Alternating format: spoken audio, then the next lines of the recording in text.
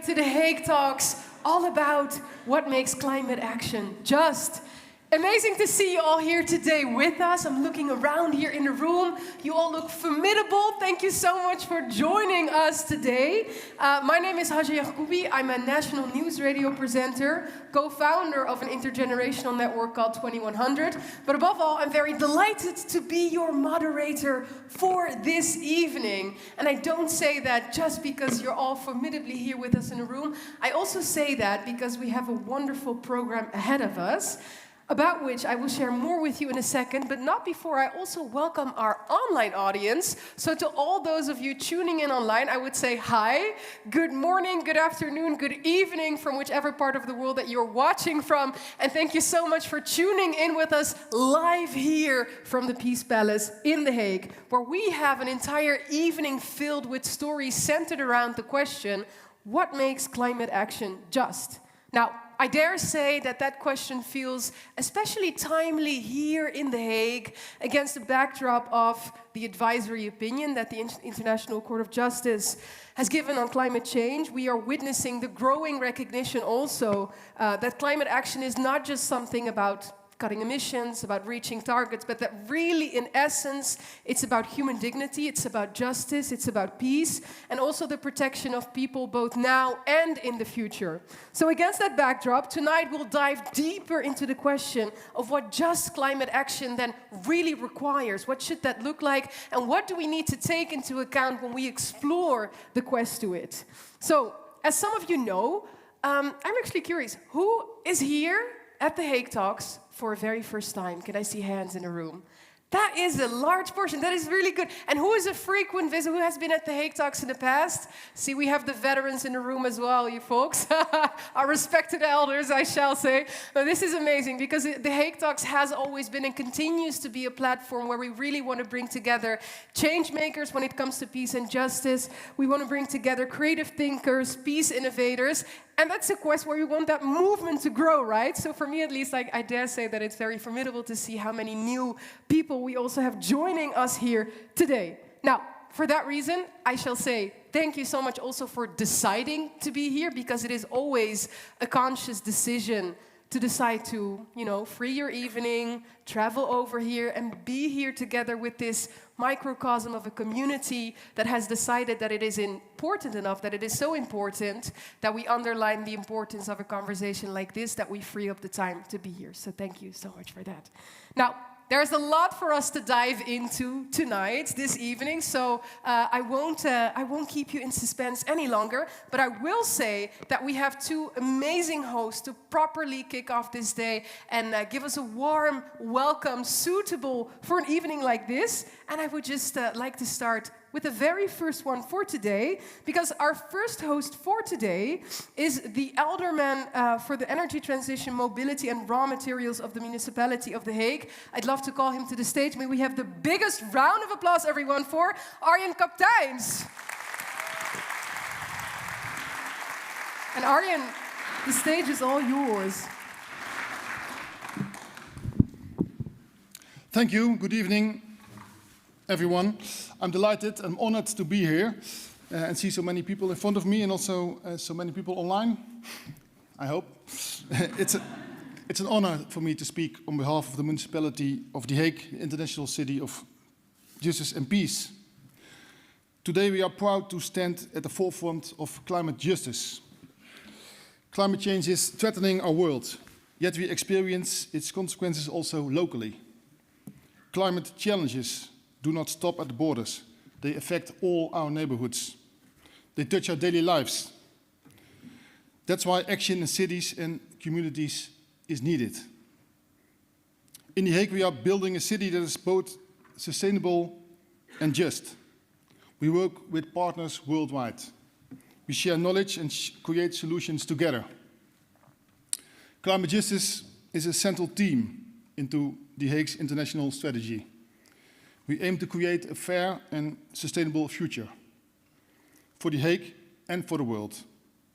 Our ambition is to achieve climate neutrality by 2030. This year, history was made here at the Peace Palace.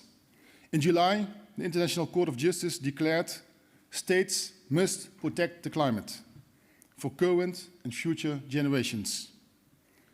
It was young people and students who brought this case, from the Pacific Ocean all the way to the highest court.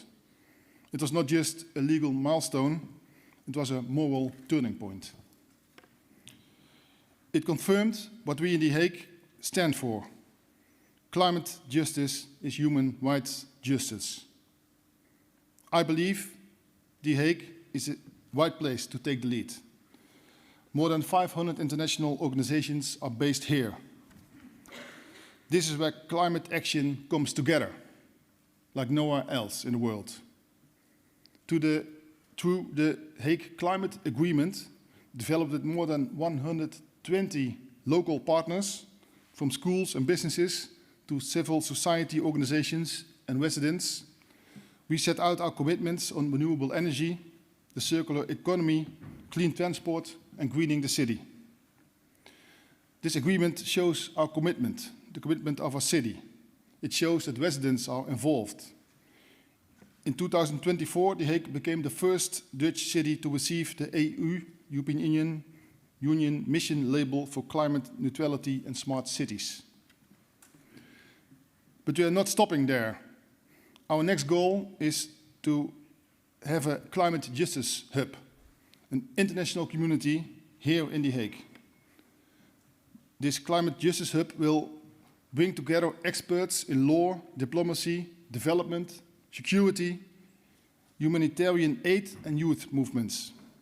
This hub will connect local action with global impact. I would like to thank the Hague Humanity Hub and the Ministry of Foreign Affairs for making this possible, working together at all levels to build a better world. And a special thank you also for our speakers. They came to the Peace Palace for this event. I'm sure that their words will inspire us all. And finally, I would like to say this. The Hague is and will remain a safe haven for everyone working towards a more peaceful and just world. Enjoy the rest of your evening. Thank you very much.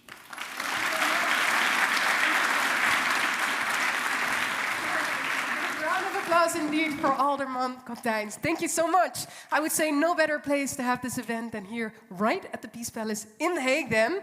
And we're going to stay within the spirit of warm welcomes, because we're going over to our next speaker for a set of opening remarks. I'm very delighted to welcome her to the floor. She is the Director of the Department of Inclusive Green Growth at the Ministry of Foreign Affairs for the Netherlands. May we get a very big round of applause, everyone, for Wampie Libon.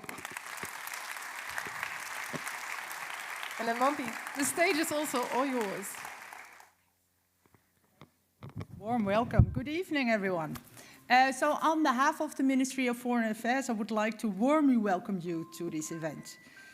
So the central question of tonight is what makes climate action just? We believe the question concerns all of us, because just transition is really important to every country. The Netherlands contributes with our development budget to the global climate funds and also supports climate action in water, infrastructure, in agriculture, forestry and energy. Across our work, we really emphasize the importance of just and inclusive transitions. As climate change and economic green transitions shape our shared future, we really must ensure that everyone can benefit and that costs are distributed in a fair and acceptable way. In the development policy, it really means involving women, involving youth, marginalized groups, and to make sure that they are part of an inclusive decision-making process that directly affects their lives. Just climate action also involves livelihoods.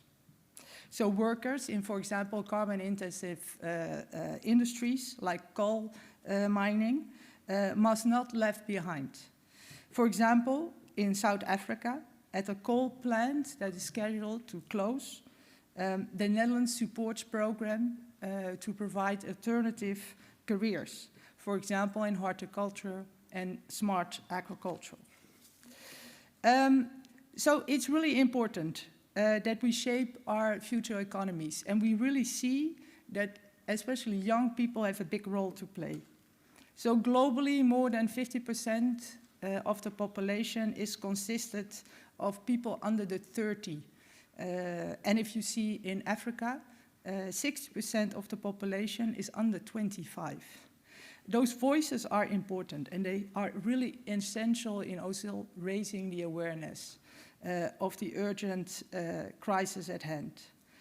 And so young people have also played a really key role in the climate campaigns, and also, of course, in the request that we will discuss later on to the Court of Justice of the advisory opinion. And that really clearly shows how important these voices are. And because we find youth so important, we have also given speaking spots involved to the youth delegates, for example, in the hearings of the court, but also have youth representatives part of the negotiation delegations to, for example, the climate summits.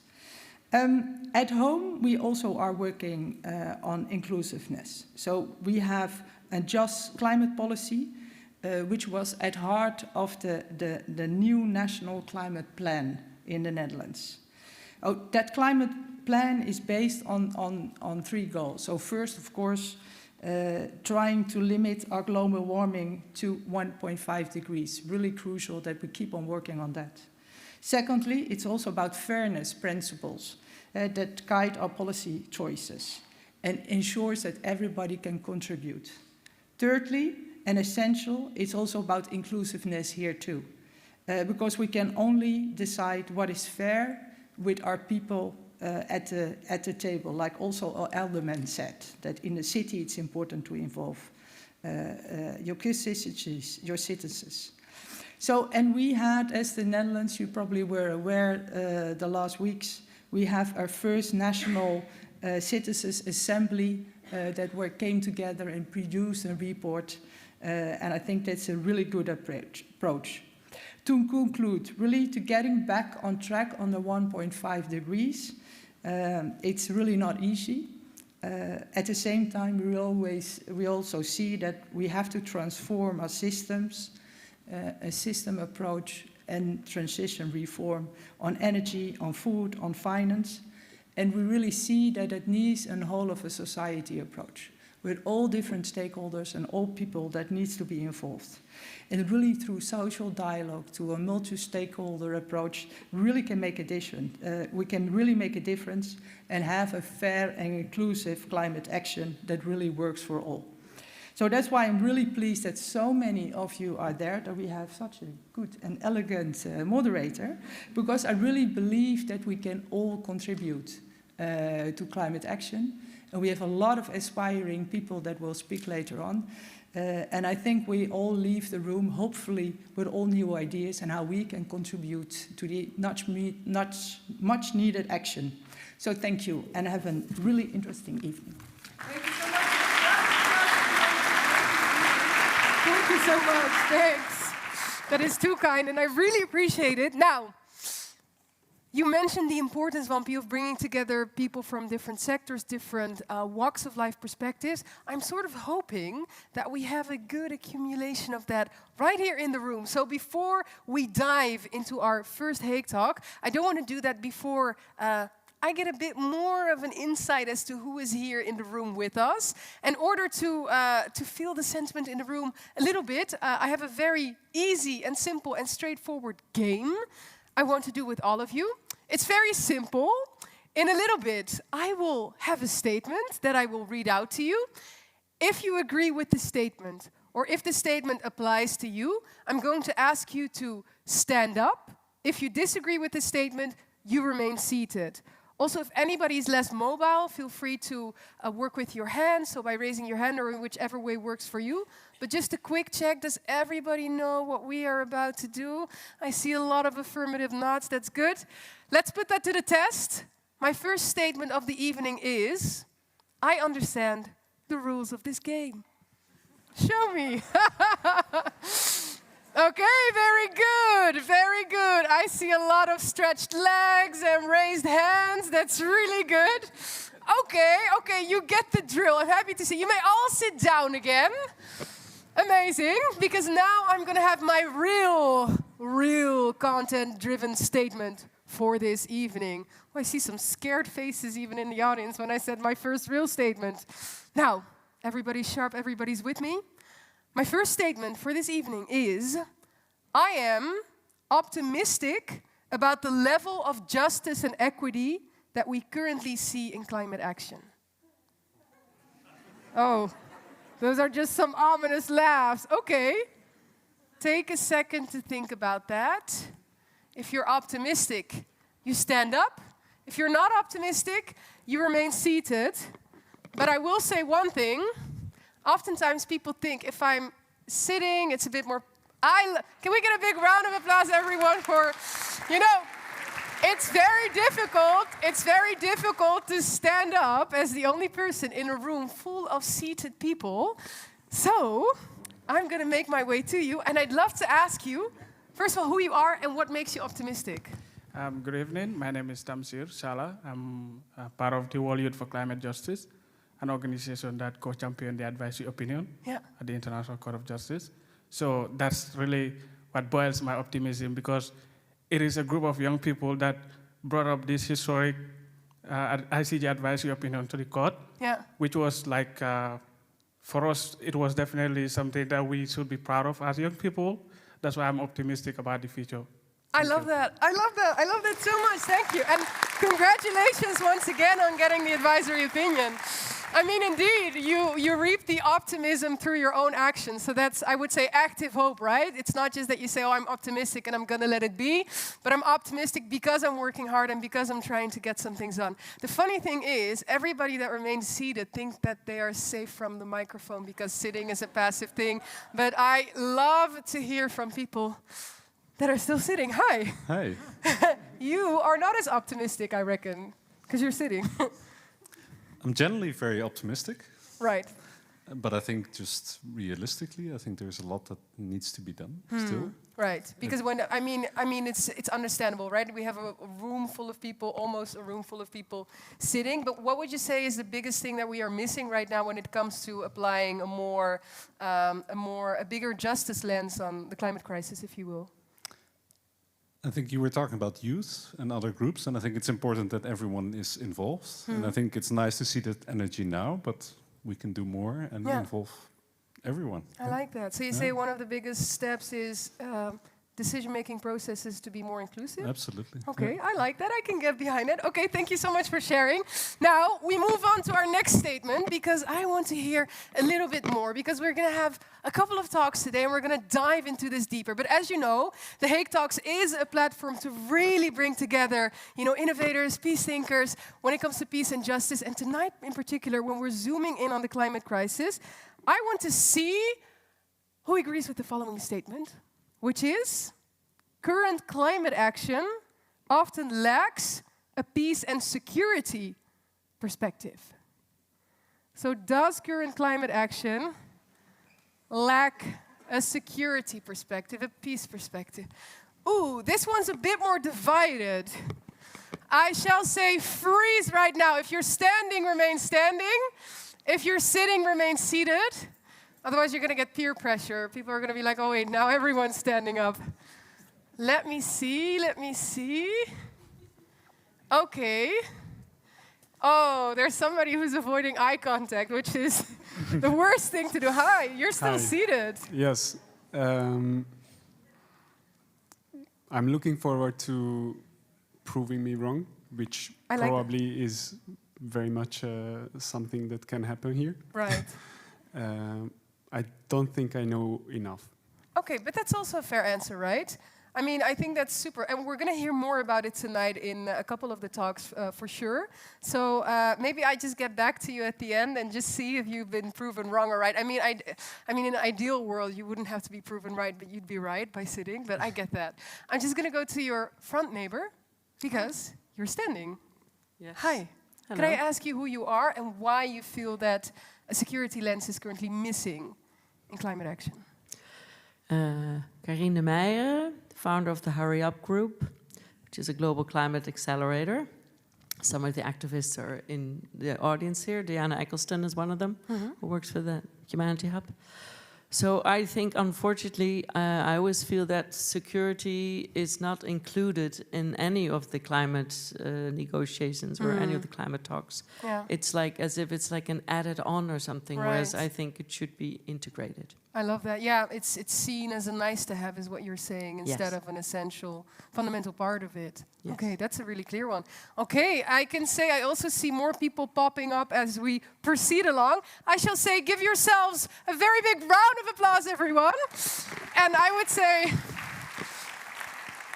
keep those sharp insights coming along, because also towards the end we have a whole segment where you can ask all the questions that you have also to the speakers. But we'd love to hear from you as well throughout today. So keep that mind wiring and cackling and rackling, because we're going on to our very first Hague Talks of this evening. And for that, for our next first Hague Talk, it will really invite us to look at the climate crisis through a different lens, precisely the lens that we were just describing, not just as an environmental challenge, but rather as a question of resilience, peace, and security. Drawing from lived experience, our speaker will show how climate stress can amplify instability, but also why then, in particular, it is so important to build resilience across communities, across systems, and why that is so essential if we want to have a just and sustainable future. He is the former Chief of Defense of the Netherlands, founder of the International Military Council on Climate and Security, and he is the author of the book, The Climate General. Can you all please help me in giving the loudest applause for Tom Middendorp? And Tom, I would say the stage is all yours. Thank you. It feels kind of strange to be here, because 10 years ago, almost 10 years ago, I stood on this same stage, and there it all started. It was at the Planetary Security Conference, and I explained how climate and security are related to each other. And I was the first active serving general who did that. And that created kind of an explosion in my own country. An explosion of attention. It's the only time in my life that I went viral on social media. And it gave me the nickname The Climate General, and that nickname was not meant as a compliment. But I decided to embrace that nickname and to work on that. So when I retired 8 years ago, I started further working on the topic of the nexus between climate and security. And I think if you truly want to understand climate justice, stand next to a farmer who has lost everything because the rains stopped falling. Last year I was in Iraq, Somalia, Bangladesh. I traveled through those countries for the filming of my book. And in Iraq I found myself in a muddy field next to the city of Mosul. And in that field I saw a young girl standing for a tent, a leaking tent. She was wearing a thin dress, not sufficient for the cold nights. And in the tent she lived with her whole family. And next to her father was standing, and he was crying. He was crying because he felt ashamed. He felt ashamed that he could not offer his daughter more than that. And he used to be a very rich farmer. He had a lot of lands, he had a lot of crops, he had cattle, and he could sustain his family. He had survived wars, he had survived dictatorship. And when Daesh came, they mobilized his whole village, and they kept Daesh out of their village. He stood his man. But then he was faced with another enemy. Then he was faced with an enemy he could not defeat. The increasing droughts depleted his land, made it unusable, and he had to sell his cattle one by one, ending up with nothing. And he had to move away from his lands. He had to move to the city of Mosul, that had doubled in size in 2 years' time, because there were more like him. And in that city he was looking for hope. He was looking for work, but there was none. And with pain in his heart, he saw his sons moving towards that same extremist groups that he had been fighting. Now multiply this story with millions. And then we understand the magnitude of the challenge that we are facing. These are not isolated incidents, these are the ticking time bombs around us. And I think We should recognize this as part of a larger pattern all around the world, in South America, in Africa, in the Middle East, in South Asia. We see how climate change, how it impacts, especially those parts of the societies that are already under strain. Increasing droughts, heat waves, floods, they don't just destroy farms, they don't just destroy crops, they destabilize complete societies. Climate change is real, climate change is happening, and climate change is more than just an environmental issue. It disrupts complete societies, it is also a security issue, it is also an economic issue. And I come in many conferences, I lead this global network, and in these conferences I meet leaders of big organizations, leaders of countries, leaders of multinationals, and I see them struggling. They are struggling to find answers because they are confronted with the cascading effects of a changing climate. They are confronted with effects that they didn't see coming, effects that they don't understand, and they're struggling how to deal with that. And if you analyze where this comes from, I think there are 4 big trends that drive the challenge that we are facing. One is population growth, the second one is resource scarcity, the third one is climate change, and the fourth one is geopolitical fragmentation. Population growth means a doubling world population this century, means a doubling demand for water, for food, for resources. Resource scarcity means more competition around scarcities. And climate change kind of reduces the livable and arable space in the world and makes it harder to bridge that gap, that growing gap between demand and supply. And geopolitical fragmentation makes it harder to come to common solutions. It affects our cooperation in a time that cooperation is needed more than ever. And this creates kind of a new grim reality. A grim reality with increasing competition around scarcities and increasing impact of climate shocks around us, disrupting societies. And together, they accelerate destabilization. That's the challenge we are facing. And it's not a rosy picture. It's not a rosy picture, but it doesn't make me pessimistic.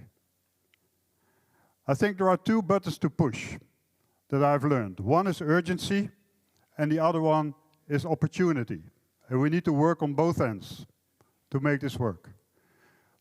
On the urgency side, it's about building a wider narrative than just the climate narrative. Because let's be honest, climate narrative convinces many people, but not all of us. And there are many others out there who listen to other languages, who have more short-term priorities and who see climate change as something very distant, far away, not to care about. So how can we bring the narrative that is more wider, that brings more synergy, that avoids us from competing with each other over funding, over attention, competing between economy, security, climate? How can we create more common ground? I think the whole systemic change that I just described is that common ground, is that common challenge that we all face, where we need to be united, where we can all work on. I've been working on climate change from a security perspective for the last 8 years. And what I've experienced is that by bringing climate change, by approaching it from a security perspective, it makes other people think. People that normally don't listen to climate language, that find that kind of a woke language. But as soon as they realize that it affects their security and their daily life, then suddenly it becomes real. And then suddenly it appeals to them. So it's about finding that narrative that can make us stronger. And I see that happening now. I see organizations like NATO embracing the climate security nexus as something that they need to develop knowledge on. I see the private sector, I see institutes, I see financiers now looking at climate action also as a way out of this systemic change. And the second part is about opportunities. How can we create opportunities that are win-win situations? How can we create climate action that also provides perspective for businesses, for economies, that creates more security? And I see great innovations on the way.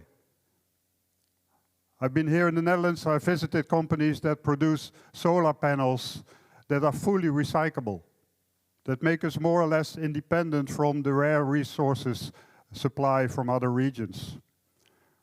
I see companies developing energy systems, climate systems that don't produce CFKs. I see companies innovating on water production out of the air. Many good innovations that can help us move forward and that also provide new opportunities. I think it's about finding the win-wins. Energy transition is a way to reduce the carbon footprint, but at the same time it's a way to secure our energy supply and to become less vulnerable to shocks when the next Nord Stream pipeline incident happens. Circularity is a way to reduce our ecological footprint, but at the same time, circularity can help us to become more self-sufficient on the use of resources, to become less dependent on all these scarce resources around us, and that makes us less vulnerable. So also for businesses, also for companies, it's becoming increasingly important to innovate on circularity because it helps them to future-proof their organizations. Overall, ladies and gentlemen, I'm not a pessimist. I'm not a pessimist because I believe in our ability to survive. I believe in our ability to innovate. I'm a bit concerned about our urgency and about the leadership to do that. And that's what we need to encourage. And let me give you two messages. One is, let's all learn to think big, but act small and start somewhere. Not just talk about it, but translate it into action, into your own area of expertise. And the second message is, let's put a picture of our children in the decision rooms that we are in. And with every decision that we make, let's look at that picture and let's wonder, are we helping them? Thank you very much. Thank you very much. Thank you, Tom. Now, we're going to have a dialogue towards the end of the program. So I see also some signs already. But let's keep those maybe for the dialogue later on, because we'd love to hear from you back then. But for now, we want a very brief question. So if somebody has a very short, succinct question in the room for Tom on the basis of his story, then I'd love to take it. We have somebody over there. I'll give you this one. Thank you very much. It was very interesting and informative presentation. My just quick question is, all around the world, as you probably indicated, people don't really understand the intensity of this problem in the major part of the world. Here in Netherlands, I think what I missed to notice this as a major issue during the national elections. So if you could elaborate on that, would be nice. Thank you. Thank you so much. Thanks for the question. Thank you, yeah. I'm not sure that everybody here feels that this had been a major issue during the elections.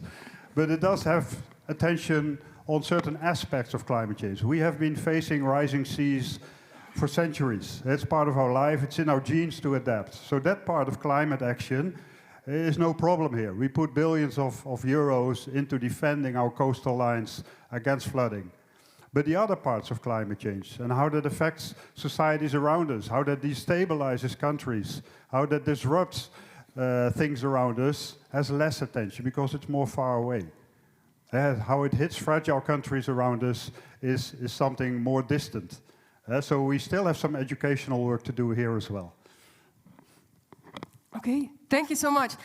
Thank you so much. I would say for now, Tom, you're going to be back with us towards the end for the dialogue, so you'll be back right here. But once more, may we have a big round of applause, everyone, for Tom Middendorp. Thank you so much. Now, we're going to move on.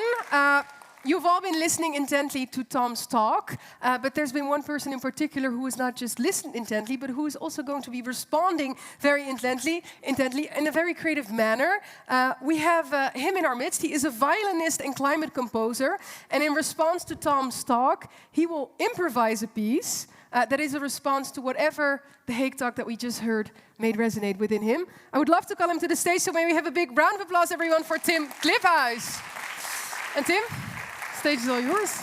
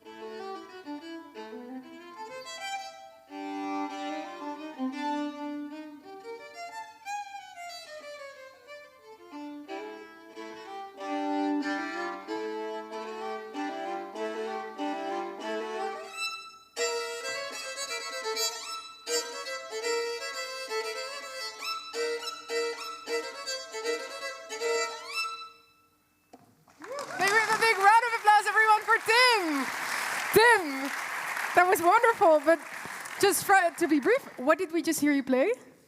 Well, I am improvising on what just happened, but I'm also using a small motif, a piece of music that I composed this last year, where I had a big adventure called Cosmos.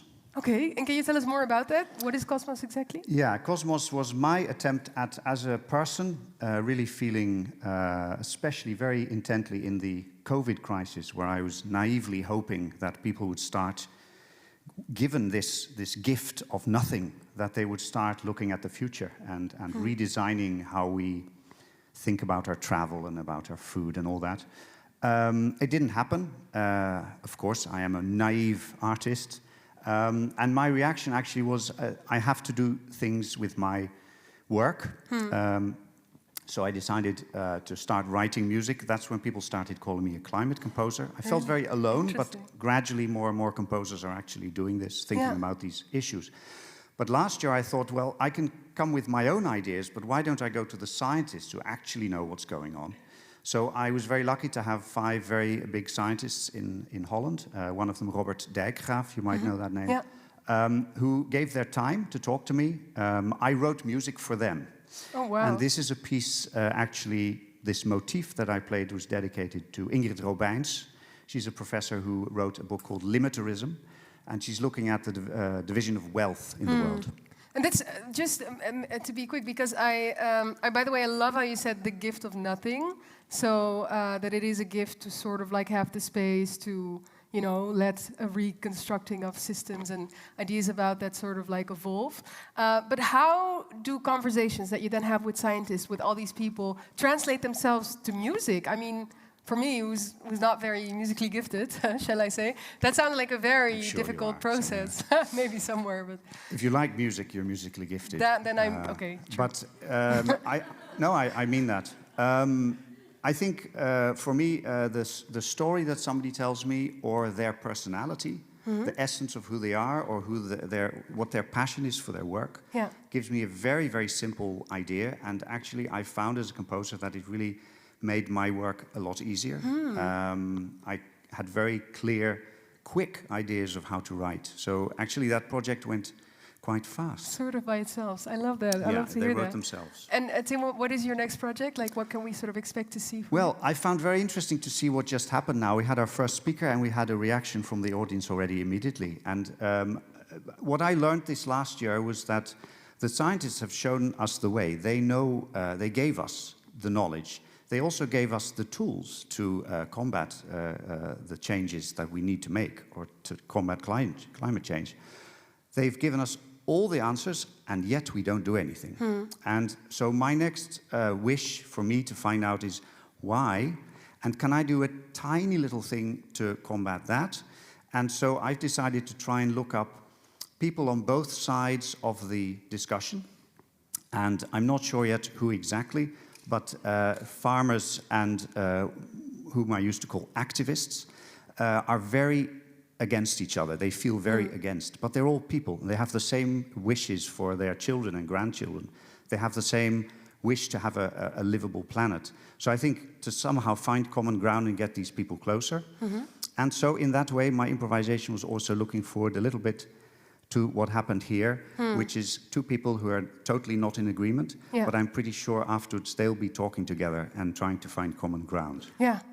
That's actually, so that's my next project. Actually super on point indeed. Well, thank you so much. And you will be back with us also later on tonight, Tim. So very much looking forward to seeing that as well. Maybe once more have a big round of applause, everyone, to Tim Kliphuis.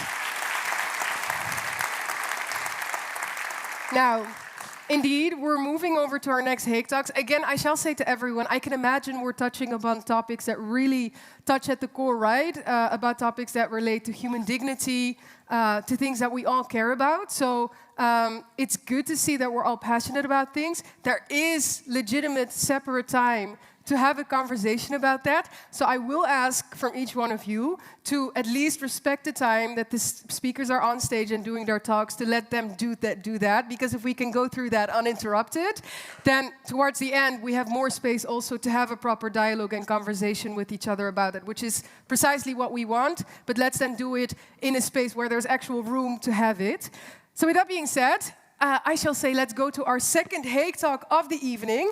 And for that, we will be zooming in on a crucial question, which is not just whether climate action happens, but who it serves. And through the lens of ethics, energy, and everyday life, we're going to explore how climate action can also influence and deepen sometimes inequalities, and what it would mean and require to design solutions that can actively reduce precisely that. And here, to hear more about that, I'm very delighted that we have our next speaker. He is a professor of energy and climate ethics at the TU Delft. He is the scientific director of the Climate Safety and Security Center and a member of the Netherlands Scientific Climate Council. May we have a big round of applause, everyone, for Behnam Taebi. And Behnam, for you as well, the stage is all yours. So take it away. Thank you very much. Earlier this year, we moved to a new apartment in Rotterdam, city center of Rotterdam. Big event, we were happy with the new apartment, and suddenly we noticed that the apartment has an air conditioning installed. That made us uncomfortable, perhaps even somewhat embarrassed. Air conditionings in times of climate change, even more energy consumption.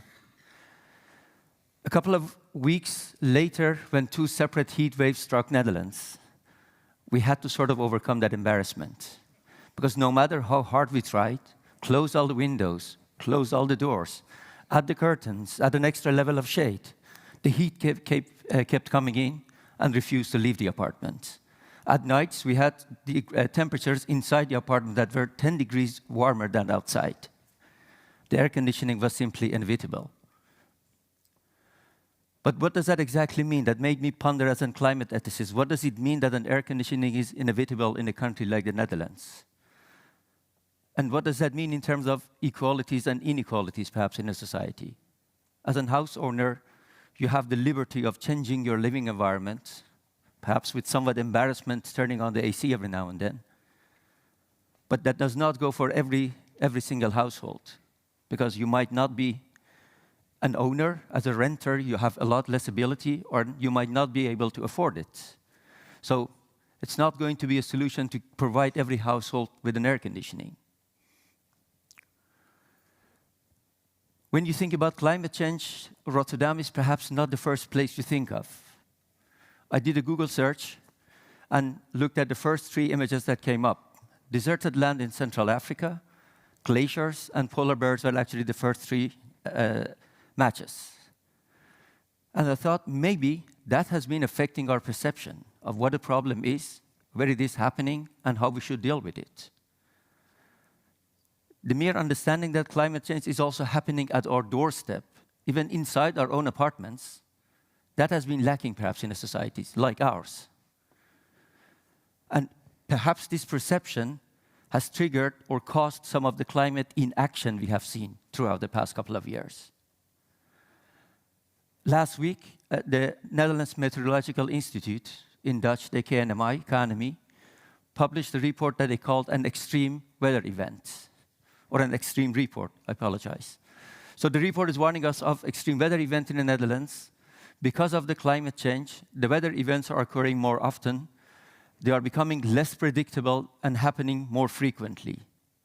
Think about droughts. Who thought that we would experience droughts in the Netherlands? Think about the floods through the coastal lines, but more importantly these days also through the river lines. And think about the heat waves that were actually top of the list as potential risks for the future, and all the ensuing consequences that could follow these heat waves. Wildfire, for instance. So our cities are getting warmer, and temperatures like 40 degrees in the cities, particularly the cities that get warmer than outside the cities, are not unthinkable anymore. So climate change is here, climate change is now, and climate change is in need of climate action. What we shouldn't forget is that climate change is affecting our society differently, and climate change will cause injustice or exacerbate existing inequalities and injustices. So the need for climate justice is there, and the need for action is there. And we need to care about climate action, not because we care about other parts of the world, or not only because we care about other parts of the world. It is our own very well interest to care about it and to deal with it. Please don't get me wrong. I'm not promoting any kind of self-interestedness or egoism or let's look at ourselves. What I'm trying to argue for here is that the necessity to deal with this problem has been lacking here, that it is also our own interest to deal with the problem. So we need to think about solutions for climate action. We need to think about how to deal with these extreme weather events in the future, and we need to adapt our societies. Important to think about climate adaptation strategies, as we call it in the more formal terminology, or adapting our societies to the inevitable change, and that change will continue at least for a couple of years or perhaps even decades to come. Perhaps also very important to mention that we need to also make sure that this problem doesn't exacerbate more than it has. I was talking about the climate inaction these days. We need to also not forget that climate justice, I was talking about climate justice within our societies, but climate justice as a notion emerged actually from the very early days of observing climate change as a global problem. Let us start there, actually first analyzing what it meant, and then moving on to climate justice within our own countries. So the first notion of climate justice, the first discussions were already in 1992 in Rio de Janeiro, where the first climate agreement, global climate agreement, was signed and agreed upon by different countries. All the other agreements that followed were sort of an elaboration of that agreement. The Kyoto Protocol, as we know, the Paris Agreement, we celebrated last week, 10 years of Paris Agreement. All those agreements have been there sort of as an extension of the same line of thinking to deal with climate injustices in the world. So climate justice has been there, but the term was already, as I said, in 1992 in the first agreement, somewhere hidden there. And perhaps for some philosophers it was there, you could identify it and see it and talk about it and write in philosophy papers, but it was not a popular and popularized term yet. What has happened over the last couple of years is that climate justice is receiving a lot more attention, partially because of the youth movements. We saw actually the beautiful picture on the front, on the opening page of the program today, because they brought it to the front, to the first row of the discussions, the climate injustice in the world, and partially because of the injustices that are becoming painfully visible. Many of the examples were given by previous speakers. The injustices in our own society, the injustices elsewhere in the world. So it's undeniable that there is a lot of climate injustice happening in the world, and climate action needs to deal with the climate problem in a way that it doesn't exacerbate these injustices. Now back to the climate adaptation, because sometimes we think that climate change needs only to adapt our society. there is some political attention for climate adaptation, especially in this part of the world. In this country where we have historically dealt with actually the rising sea levels and the rivers that pass through the country and the new risks that are coming, so climate adaptation is receiving some attention, a lot of attention. That's absolutely fair. What should also get a lot of attention is climate mitigation, or making sure that we reduce our greenhouse gases. That's not only important for ourselves, again, because we need to make sure that the exacerbation of the problem doesn't continue. It's also important for other parts of the world, and it's also important for future generations. What we shouldn't do is hasty moves to solutions that could only exacerbate the problem. We need to think about our future societies, rethink and redesign our future societies, perhaps our energy systems, our climate adaptation strategies, but in a way that we front-load ethics and justice into our thinking. What does that mean? Let me give you 2 examples. First, the renewed talk about nuclear energy. Since the Russian invasion in Ukraine, there is a lot of renewed interest for nuclear energy, at least in Europe, definitely in the Netherlands, where there is a new political move, actually, a very swift move to build 2 more large nuclear reactors. The decision is even to build 4 new ones, first starting with the 2 and perhaps even more small modular reactors. So the first call was to deal with energy independence, to be, more accurately, to be less dependent on Russian gas being imported. Of course, there's been the talk about using nuclear energy as a way of mitigation, because it's an energy technology that produces a lot less CO2 during the production, but eventually the final push did not come from climate change, but came from energy independence. One might wonder if nuclear energy is the best solution for dealing with energy independence or even climate mitigation. Think about the Netherlands, in which nuclear energy will remain actually a smart part of the energy transition in all scenarios. We have to actually rely heavily on offshore wind energy, and remarkably, there's been a lot less talk about offshore wind in the last couple of years. But there is a lot of interest for nuclear energy. There is also the discussion about where do we buy these reactors from? Energy independence, we have to buy the reactor somewhere else. Where does the fuel come from? What do we do with the waste?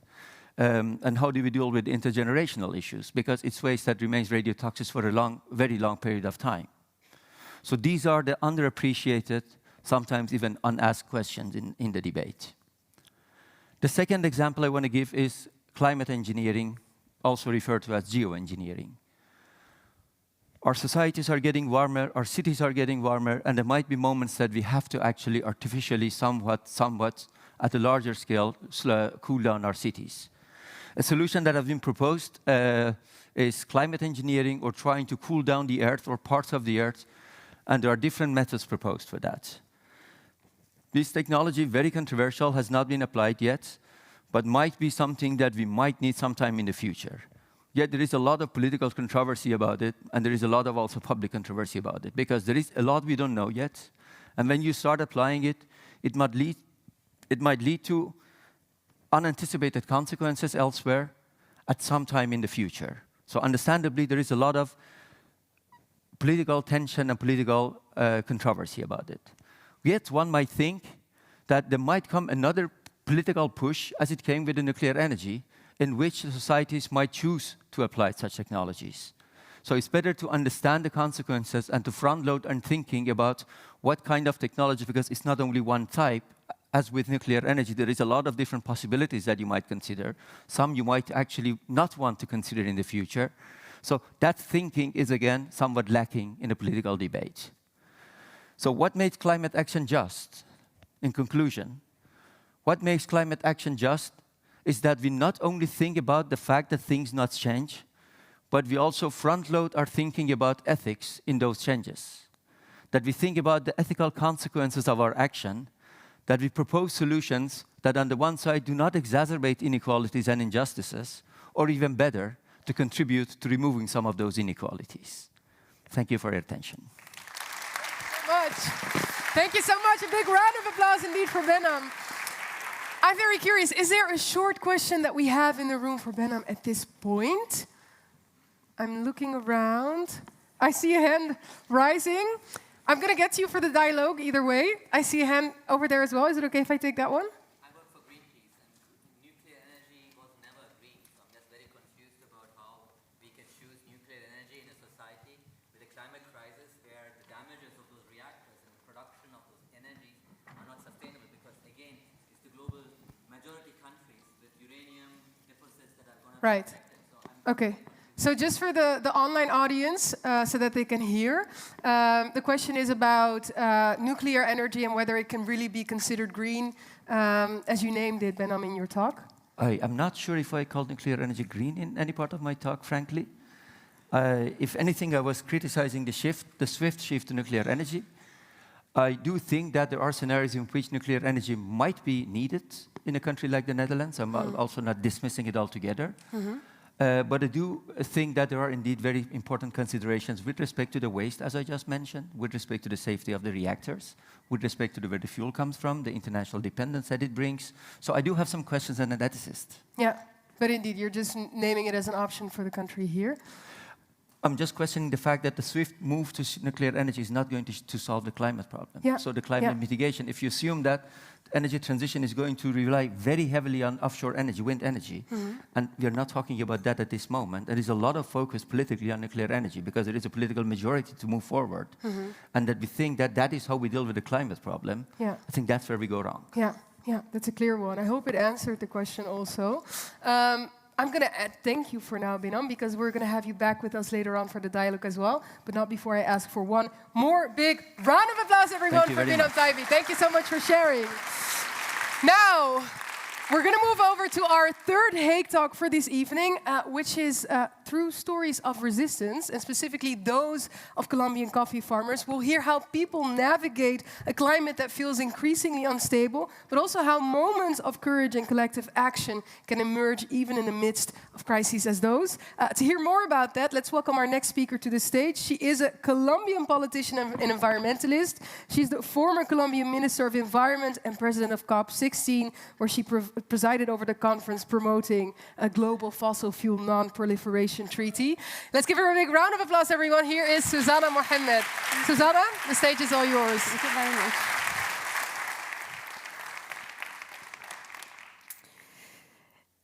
If we want to have just climate action, we will need to transcend the capitalist system that has created the injustice and the climate crisis.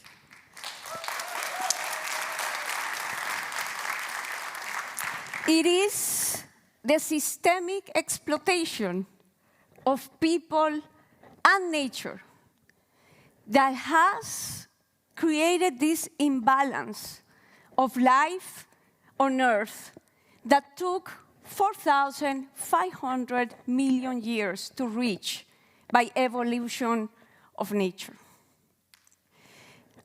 And in that process, if scientifically we already know that, why do we continue on the same path? Is it because of lack of knowledge? Is it because of lack of human ingenuity, imagination, or capacity? No. It's because every day power is exerted all over us. Power in the form of fear and in the form of dependence. Dependence for our own lives of this system.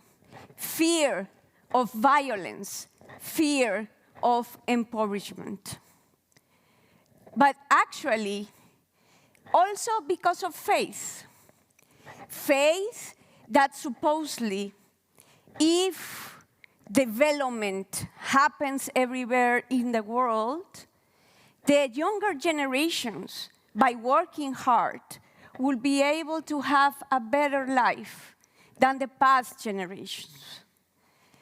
This actually covers the environmental and social cost of this development that may not happen or not be seen where the development happens, but it's actually at the cost of somewhere else, somewhere, and now it's causing a global crisis. is like being in a labyrinth without an exit, a system that is dying and at the same time is killing us, but we are highly dependent on it.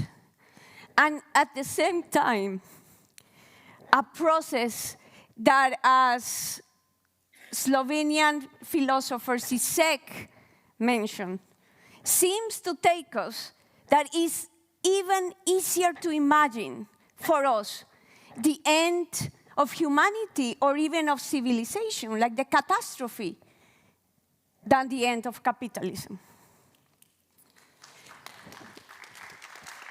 So, in that perspective, where does climate fairness or just action lies? Where are the options? Where is the alternative? And I invite you to look at the cracks in the system that have been built by the resiliency of people at the front line of the climate crisis, that have been built by the resistance of people, because there is something higher in the human spirit that cannot be bought with money and that cannot be crushed even with the hardest military machine, as the Palestinian people are showing us. And it's from that spirit that we can really start building an alternative. I want to show you a picture. This is coffee growers in one of the most conservative land regions of Colombia. They are not environmentalists nor progressive liberals. They are just farmers. But these people have resisted for 20 years the entrance of Anglo-Gold Ashanti, a mining company that wants to convert this land in a mega copper project for the energy transition. Copper that is needed for the solar panels. But these people have resisted, even resisted the government, even resisting the mining company. They have polarized and divided the community. Half of them agree now with the project. Half of them are opposing. Lately, 11 of these leaders, the oldest one 86 years old and the youngest one 70 years old, were taken to court by the mining company because of crimes related, what I will summarize, to opposing development. And when you ask them, why do they do it? They answer, what will be our lives without the different grades of, what would be our life without the different shades of green? This land produces water, that is life. We produce food, that is life. The mining will bring pollution and kill our land. We wake up with the sing of the turtle birds. We don't want ourselves or our children to wake up to the sound of heavy machinery finishing our land. But this resistance, this crack, is not only to conserve the past. It is about building a future. And rather than promoting a mining district, they are promoting an agroecological and biocultural corridor in their hands for themselves and future generations. Let me show you another picture.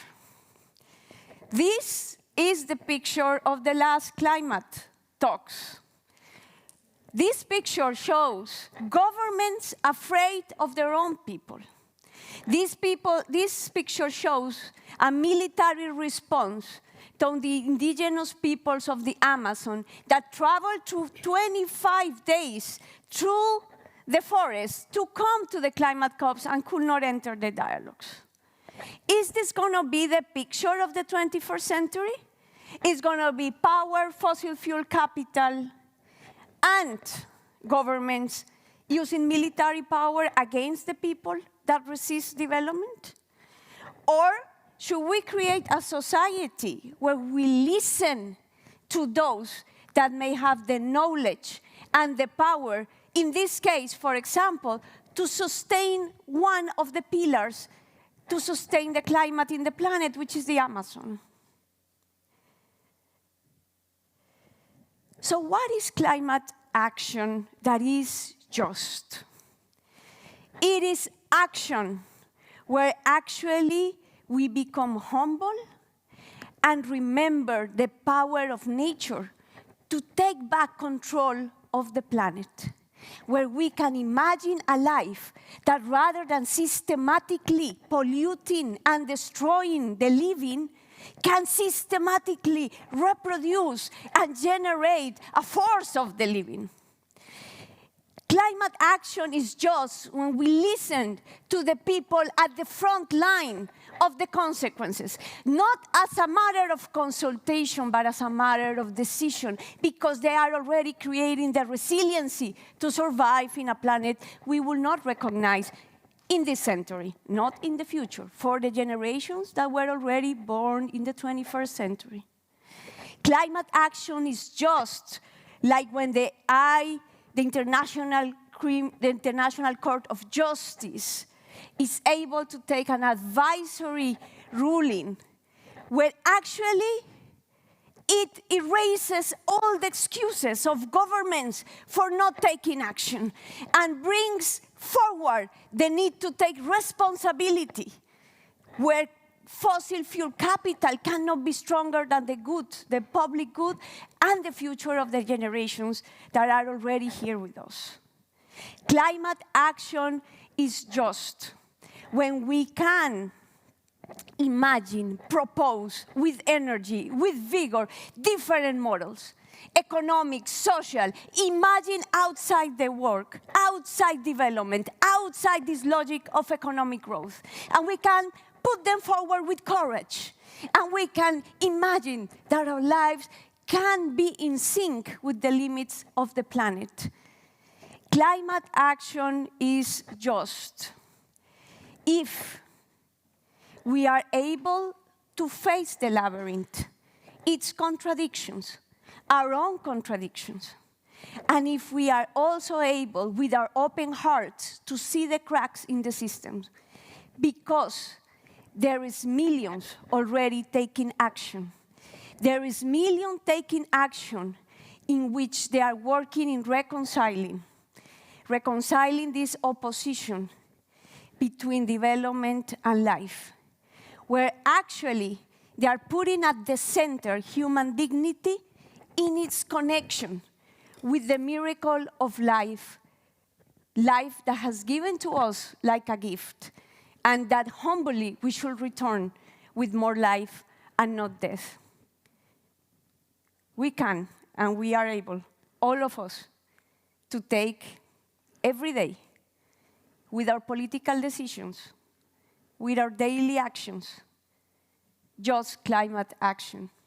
But let's face the truth, and let's ask our politicians to face the truth of the transition and not to empower that military power that now wants to rule out international law, wants to impose with force a model that is dying, because it's we, the people, that will be able in our diversity to find the answers, as difficult as may be.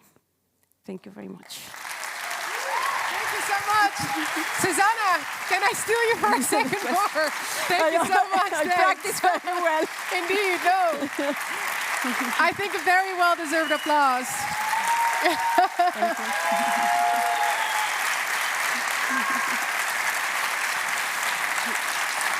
Thank you.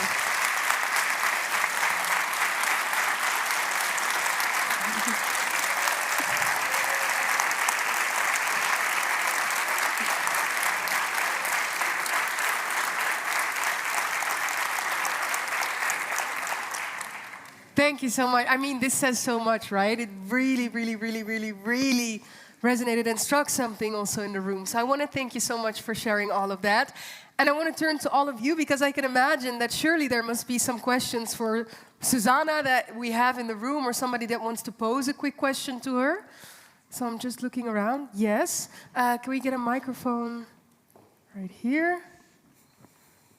Muchas gracias. Thank you so much for being here. I was in Behnam. I work with indigenous people, and I know that the knowledge and the wisdom is necessary in this world. And I wanted to just come back to the militarism.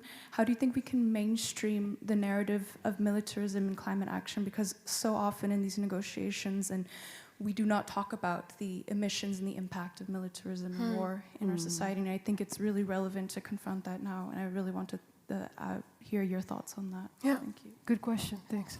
Yes, President Petro from Colombia, I think, has stated something that it has resonated with me because it's not only about the emissions of the action and the budgets. Like when we were trying in the climate negotiations to find the money that seems to be needed by the global south, the response from the global north, even if it's their legal obligation, was that there was not enough money. But when Donald Trump asked NATO to please upgrade from 2 to 5% the participation of defense in the income of the countries, it was done in a matter of weeks. So the money is there, and the problem of the logic of defense and this logic, of this military logic to politics that the US regime is bringing with allies like Israel and this bullying through military action also that Russia has exercised, actually creates a world where the spending starts going to defense and military at a higher cost, and then things that are the priority for life in the planet are derailed. But the problem is that the climate clock continues to tick. And so we don't advance in that. So it's not only about the problem of emissions of the military regime, it's also about the delaying of the action. So it is not a casual fact that when we talk about defense and military action, which keeps this development model growing, then we have the money in 2 seconds and the political will. When it is about the impact of adaptation, the money required globally for mitigation, the need to actually deal with the people at the front lines of climate crisis, then we don't have the money, then it's a problem. There is 5 years negotiating one word. And that's the inequality. But what is beyond that? What is behind that? It's the power structure. It's the fossil fuel capital. And that's exactly why this has become a resistance, because this has, unfortunately, not been solved, not given an exit through the diplomatic means, through the process. And now they have scaled up. How they have scaled up? Militarily. Right. They are coming militarily for the oil in Venezuela and for the minerals in Colombia. And they are not coming asking or through international free trade agreements. They have put already the highest military mobilization in the Caribbean in 60 years. And that's why I'm trying to call here for humanization, for coming back to the resilience of people, to coming back to that human spirit, that if we come together, will not be crushed by these impositions and these new authoritarian regimes. Yeah. I want to thank you so much, Susana. Once more, a big round of applause, everyone, for Susana Muhamad. Thank you so much. Thanks. You're too kind. Thank you so much. Wow. Thank you so much. And I know you already miss her on stage, but she will be back with us as well. Because I do think that that's something that deserves so much more in-depth conversation, right? How at the essence, the power structures that we have make it so that some things are a priority and other things are not, right? And what would happen if we indeed put that human dignity back at the center? It would require a total restructuring and collapse, perhaps, of the existing structures and systems that we have. I would say much more food for thought, but not before we go over to some musical improvisation. And for that, I want to ask for a big round of applause once more, everyone, for Tim Kliphuis.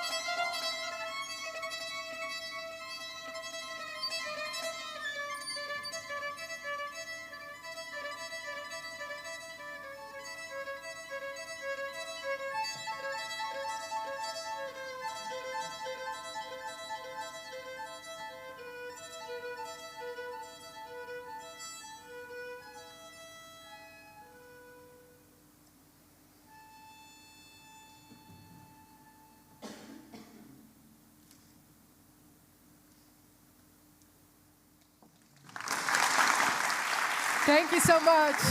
Thank you so much, Tim Kliphuis, everyone.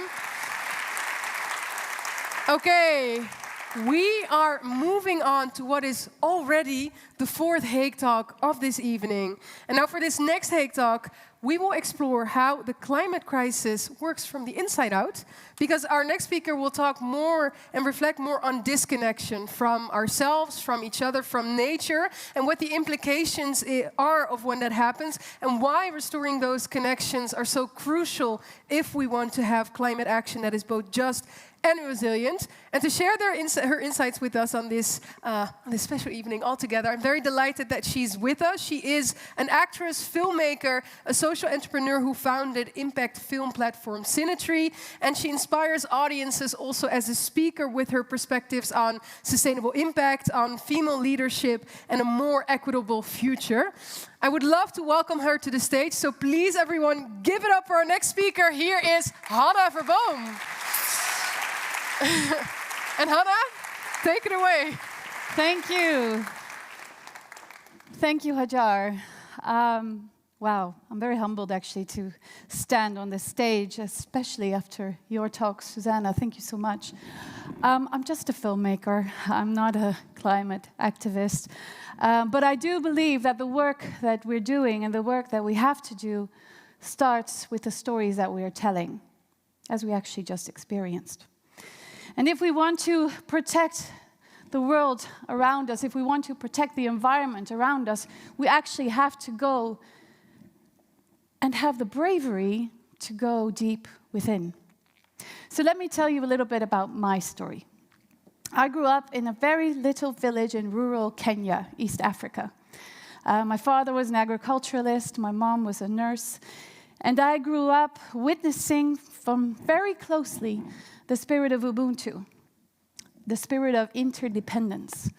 I saw very closely how people were dependent on each other and how they were dependent on the surroundings, dependent on the ground, on the earth, just for food, and dependent on each other for the feeling of safetyness and togetherness, taking care of each other. When I was about 12 years old, I moved back to Holland. And we moved a few times, lived in different cities, I went to different schools, and I started to feel uprooted. I didn't really have a sense of belonging. I didn't really have a home in Holland. And when I was about 16, for the first time, I experienced a depression. And I remember very clearly, I was laying in my bed, and it was just dark. It was pitch black. My mom was holding my hand.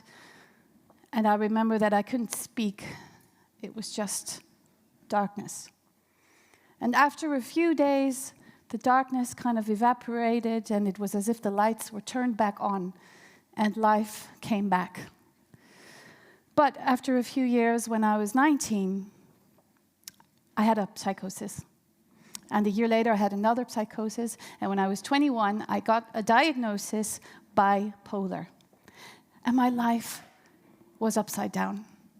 I remember Googling bipolar, and I remember reading about it, and basically I thought my life was over. I was shattered. And I had just started working as an actress, and I remember my manager saying, "Don't ever tell anybody about this." It was a secret.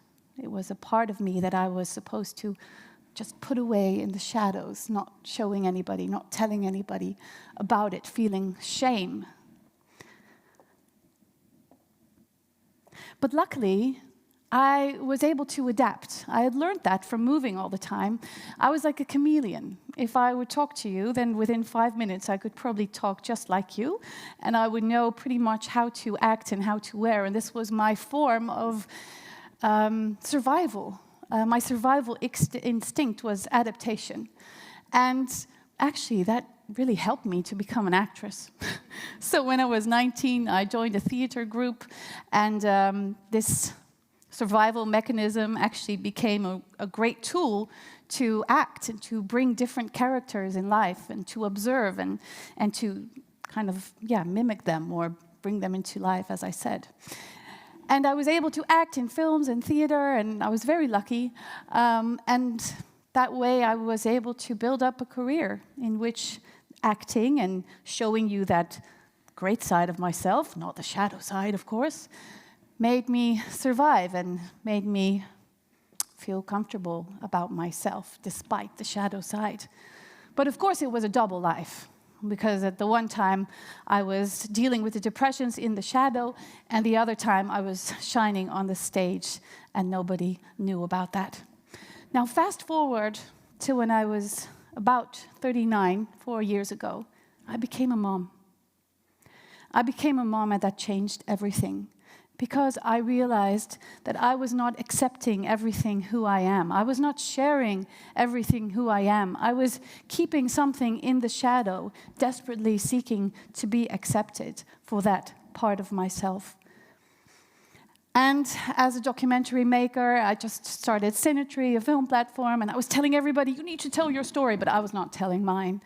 So I decided it was time for me to make a documentary about this.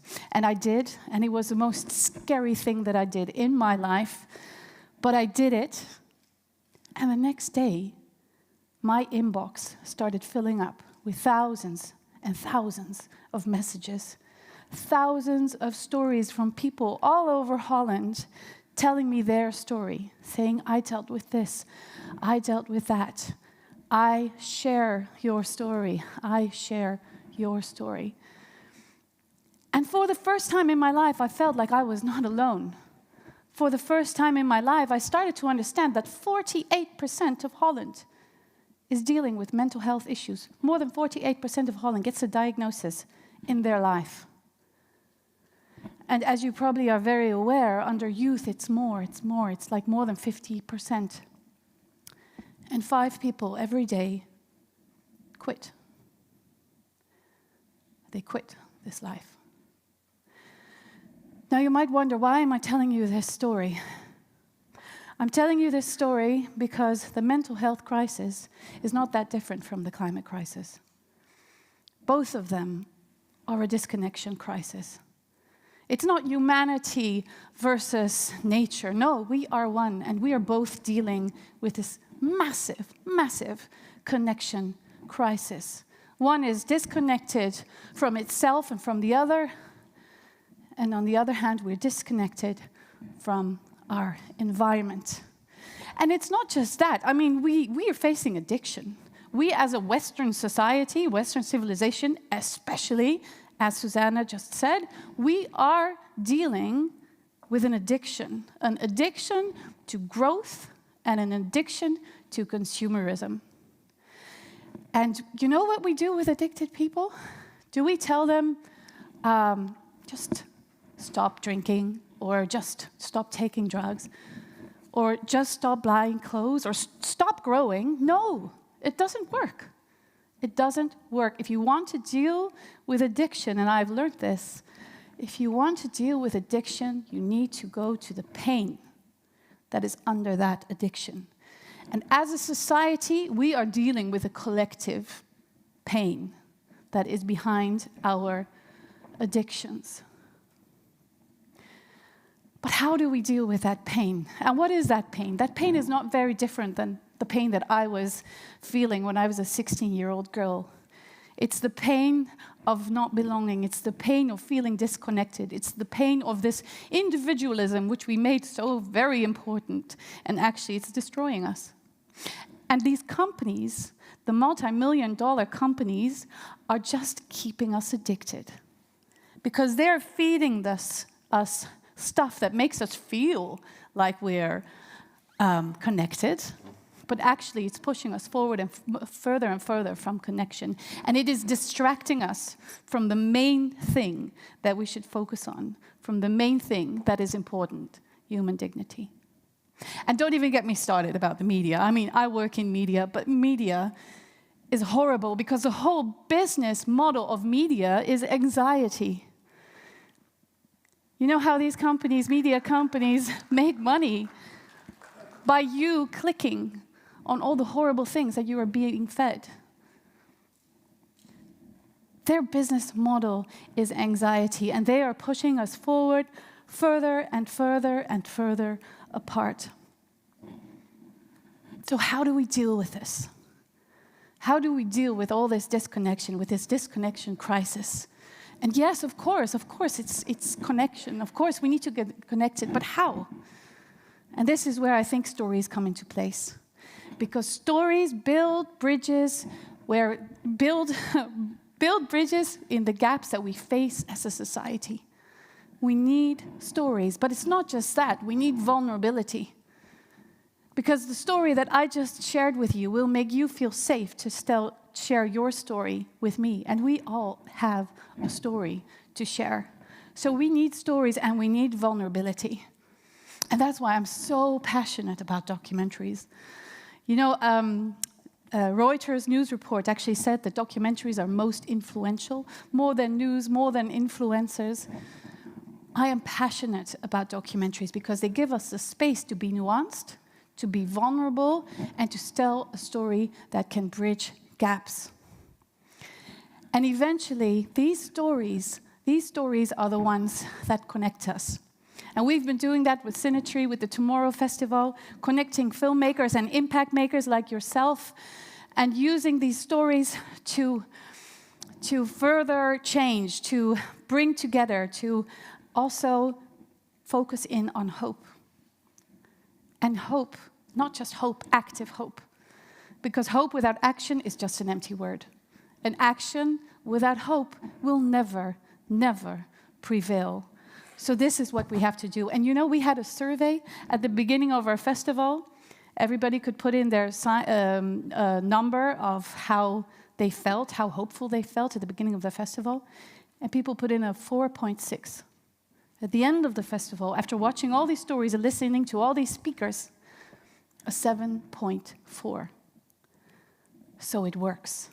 And not just because of the stories, but because they were watching it together. It's the collectiveness that actually makes us hopeful. If you are dealing with climate anxiety and 60 to 70% of the youth is, you need to go to a local garden or a local local action group and join in, because hope is in the doing. So to close, those thousands of stories that I received, they healed me. They healed me.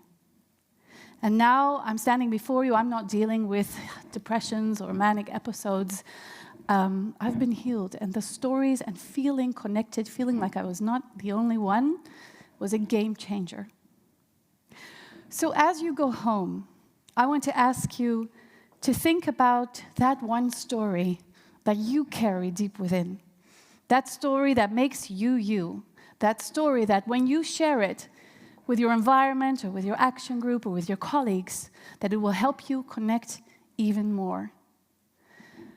Because if we want to change the narrative, and we do, it always starts from within. Thank you. Thank you so much, Hannah. Thank you so much for sharing that, honestly. Thank you so much.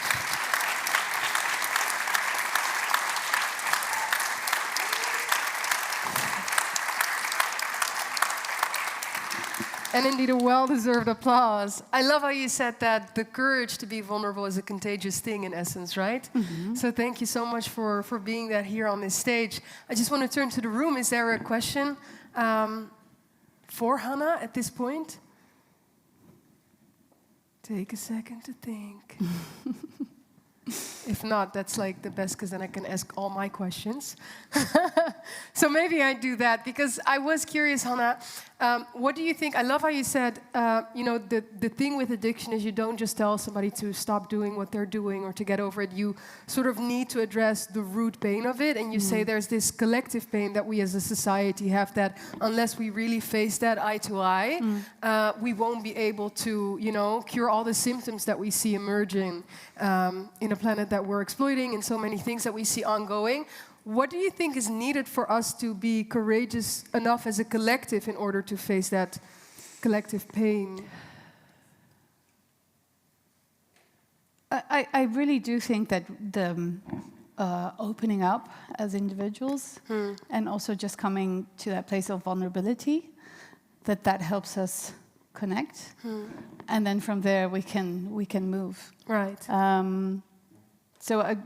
Just starting we're always looking outside for a lot of the solutions, but to go within and to dare to look at those questions you have within yourself and then going out, I think that's an important one. That's true. So you embody the change first, and then that causes the ripple effect that will sort of change the and the vulnerability. I mean, that's the most beautiful thing. I mean, if you hear people coming from that part, that authentic part, then you connect and you want to work together. Yeah. Thank you so much for sharing that. Once more, I'm going to ask for a big round of applause, everyone, for Hannah Verboom.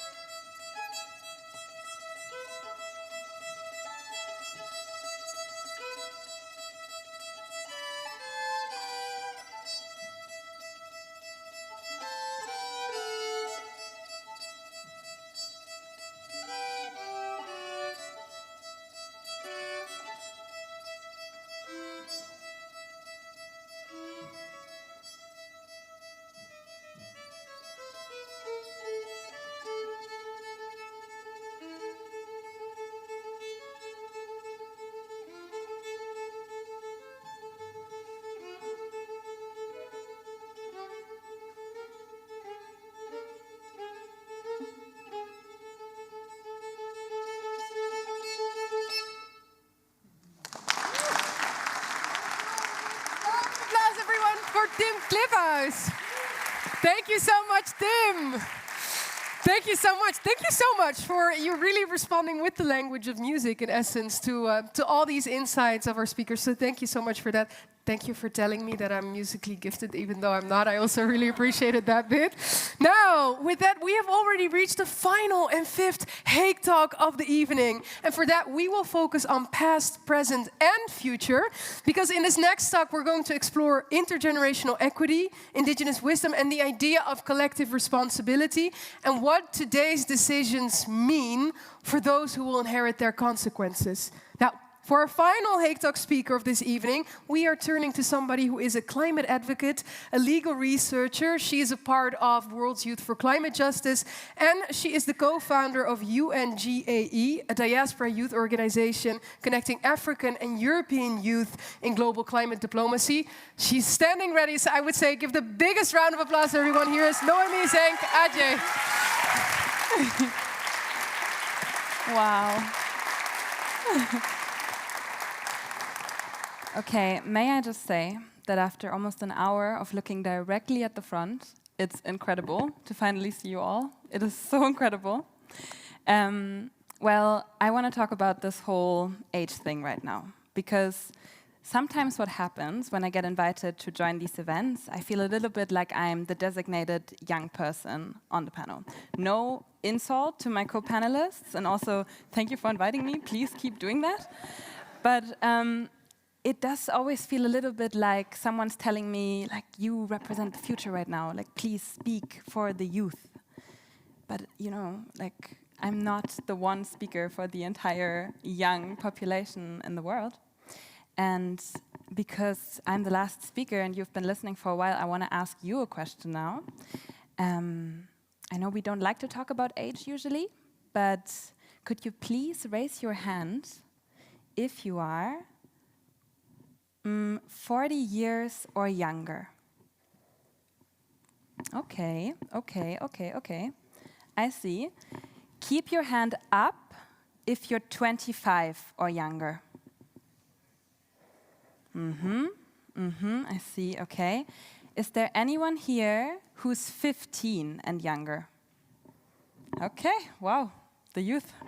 All right, and now,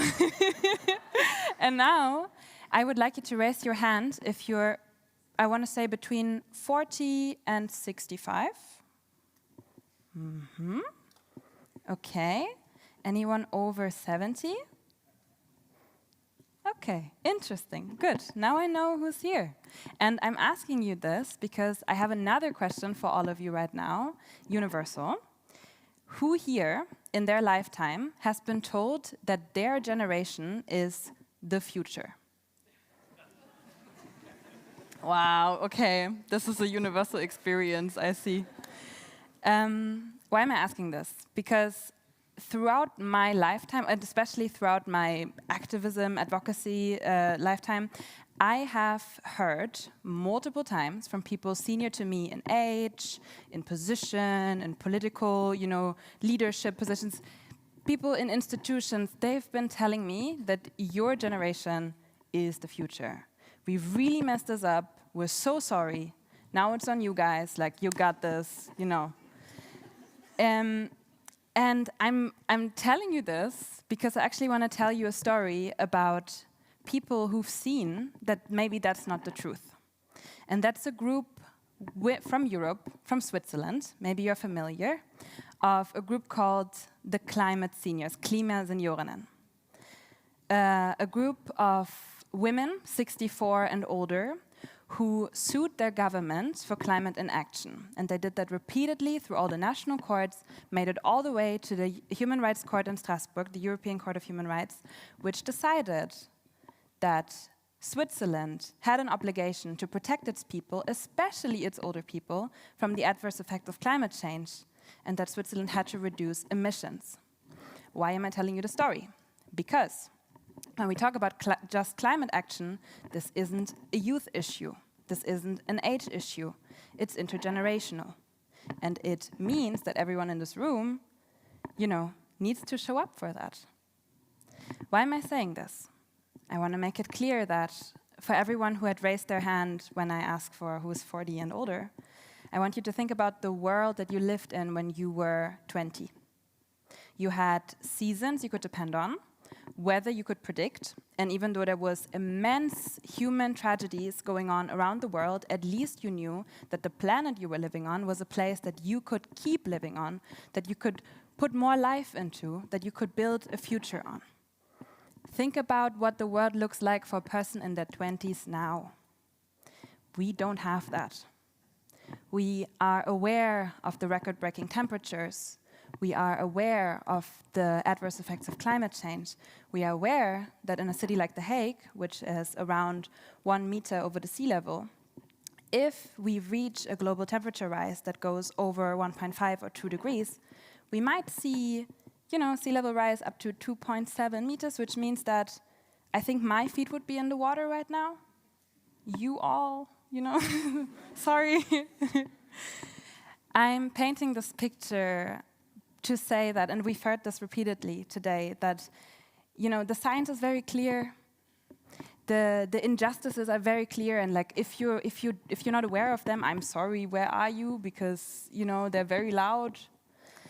And I want to say this because when it comes to the idea of climate justice, that's not a new concept. It's not something that was created in a treaty. It's not something that was created in a court. It was something that already existed, that indigenous communities and peoples have been reinforcing throughout centuries. There's a fact, a number that I want to share with you. 80% of our global biodiversity, for example, is being protected to this day by indigenous communities, a biodiversity that we depend on for our food systems, for our livelihoods globally. 80%. We saw the photos of how people were being kept outside of the climate conference this year. This has been going on for 30 years and longer. So why am I saying this? Last year, with the World Youth for Climate Justice, when we had the oral hearings here at the court, we had a parallel event where we invited climate witnesses to share their stories. We had a climate witness from Greenland talking about the connection between colonialism, the loss of identity of indigenous peoples, and the fact that because of that loss of identity, he felt less connected to the nature around him, especially the cold, the ice. This man spoke about the right to the cold, something I have never thought about in my entire life. I really like summers, you know, I really like it warm. Maybe you can relate. The right to cold, I had never have to think about that.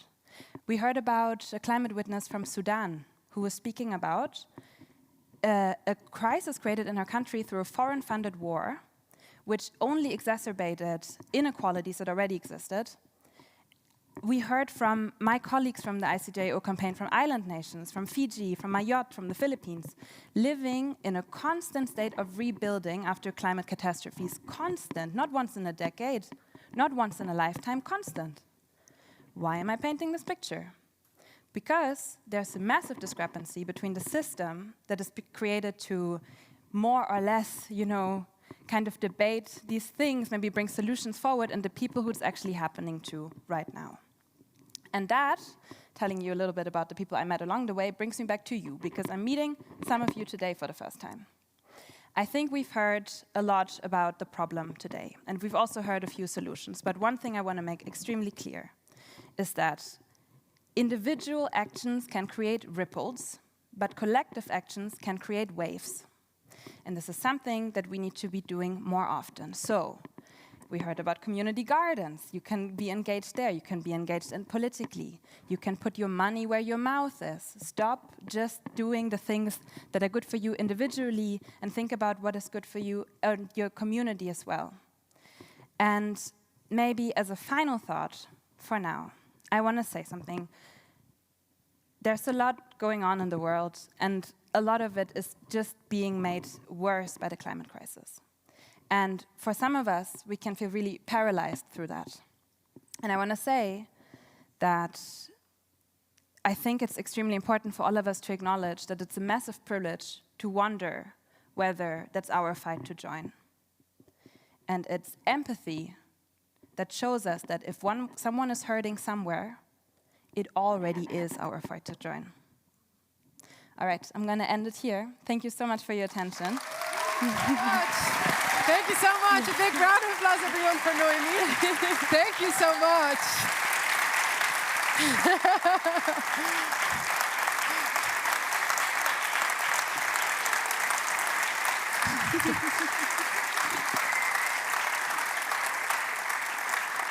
That's amazing. I see you've gained some fans in the audience today, Noemi.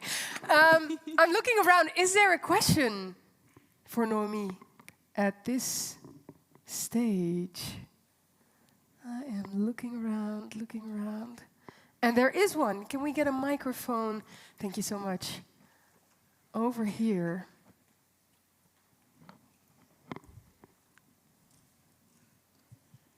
Oh, thank you. Yeah, my name's Andy. I'm the founder of an organization called It's Up to Us. Mm-hmm. We are intergenerational. We're old. I think I didn't look behind me because I didn't want to, but I think I was the only one who was over 70.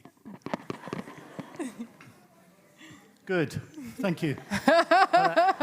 I'll say hi when we're both still here. That's just a compliment to the neighbors. What I want to ask you is, are you working with seniors? And do you need help from seniors? Because we have it. That's a nice one. You know what? Okay. Thank you so much, Andy. Noemi? I will take you up on that, actually. That sounds great. I also want to say one more thing, right? Like we've heard it today a lot. Put a photo of your children in the rooms of decisions, you know, where decisions are being made. Please put a photo of your parents. Put a photo of your grandparents. The climate crisis isn't 30 years ahead, it's right now, right? And like, no matter how much time we all have left on this earth, we should cherish it by protecting the very life that we have right now. Yeah. So thank you. Thank you so much. Once more, please give her a big round of applause, everyone. Noemi Zenk-Agyei. Okay, amazing. I love the enthusiasm that you bring in the room, by the way. That is really incredible. Now, in a second, we are going to hear from two amazing musicians, from Chihiro Geuzebroek, and on the guitar, we will hear from Florian Wolf. They're going to do their setup in a bit, but I can also imagine you've heard 5 Hague talks at this point. A lot of insights, a lot of wisdom, a lot of things that resonate, perhaps things that change, some old beliefs or thoughts that you've had. I want to give you a moment to just process those thoughts. So I would say, find a neighbor sitting around you, preferably somebody you don't know yet. And I would love if you could discuss with them what your main takeaway is from the 5 hectares. What is something that really resonated with you, something that really activated you as you were listening? So I'd say find somebody, and then in a second we'll be back with some amazing music and dialogue with each other.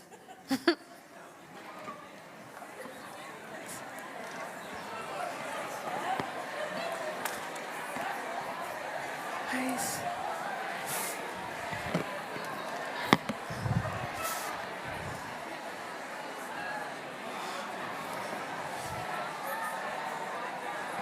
Oh, thanks.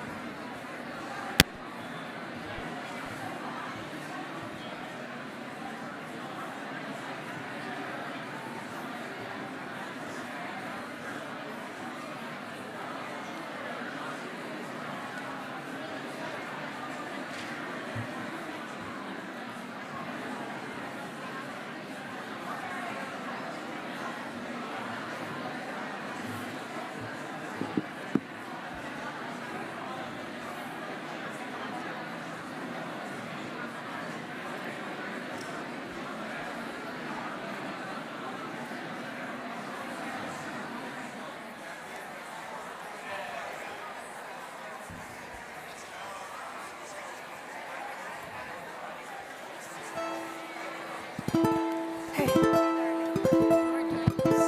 Oh, you're too kind.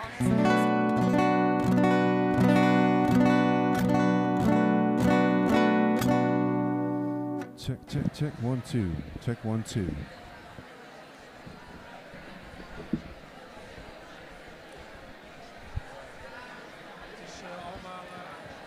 Check, check.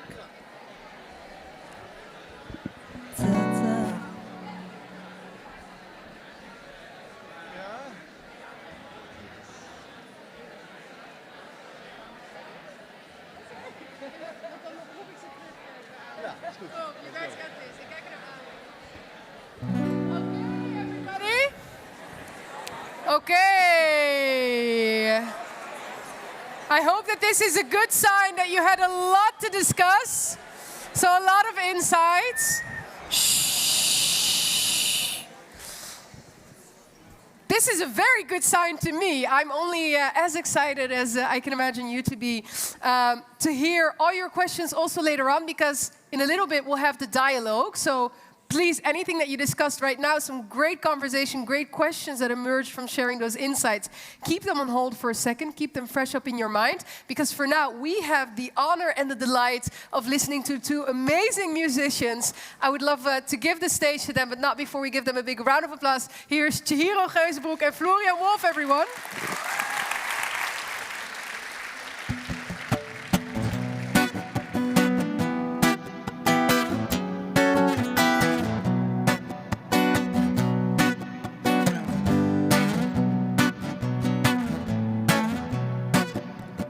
Do you remember 300,000 Ogoni people on the streets in '93 to end the ecological war waged by the corporate greed?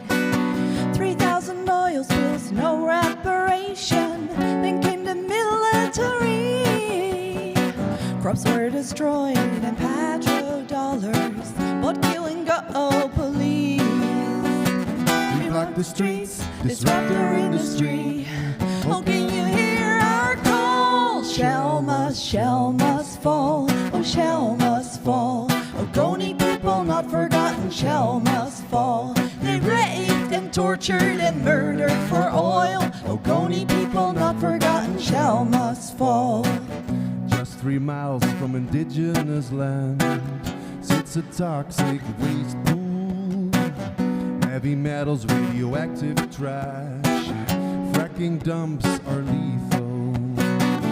With 2 spills a day, you know you can How can they still operate? My butcher people filed a legal case. How long must they wait? We block the streets, shut down their industry. Oh, can you hear our call? Shell must fall. Oh, shell must fall. My butcher people not forgotten, shell must fall. They poisoned the water, threatened health of all. My butcher people not forgotten, shell must fall. In the 60s, it was predicted that it would make the land shake.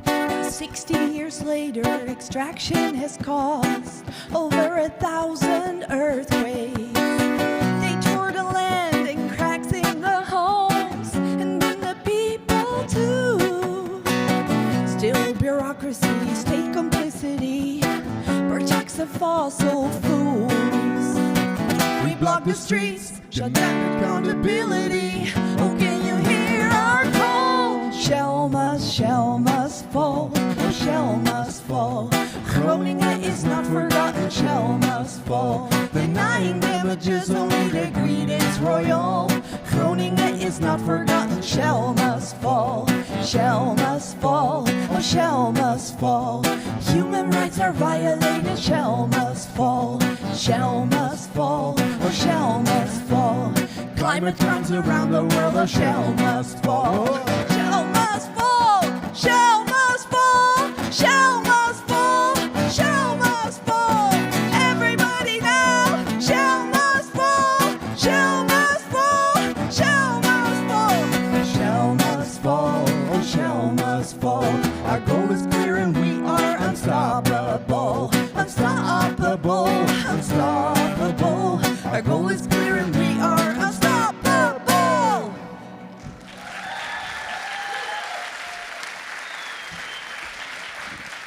Good evening, The Hague. We are delighted to be here.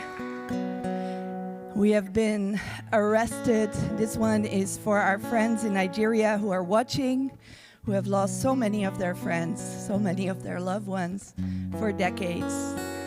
This is a story of colonialism, because before they disrupt the atmosphere, they take the land, they take the resources. And what keeps us strong is that they cannot arrest the music. And when we sing together, something magical happens we would like to share with you.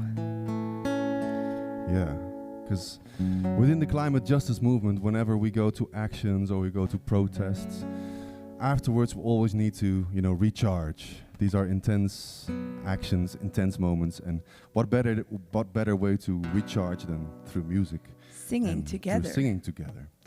So here's a chant that we would like you guys to sing along with, and and all join in the sound of and climate justice. maybe you want to stand for this.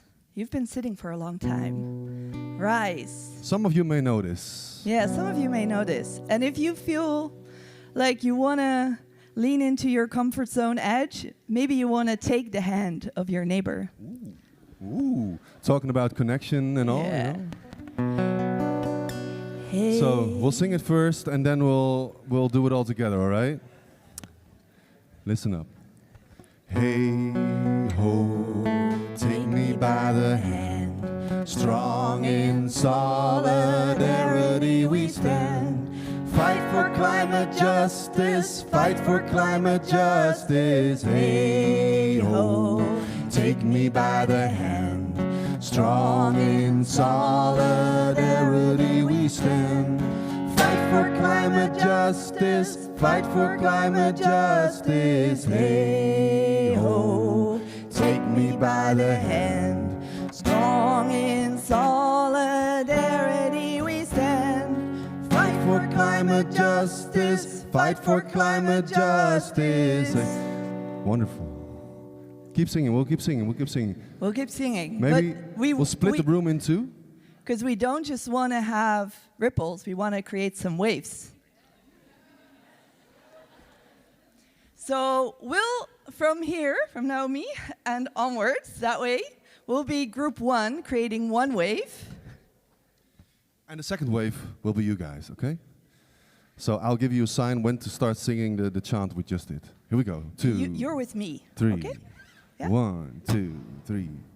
Hey ho, take me by the hand. Strong in solidarity we stand. Fight for climate justice. Fight for climate justice. Hey ho, take me by the hand. Strong in solidarity we stand. Fight for climate justice. Fight for climate justice. Fight for climate justice. Fight for climate justice. Strong in solidarity we stand. Fight for climate justice. Fight for climate justice. Fight for climate justice. Fight for climate justice. Hey.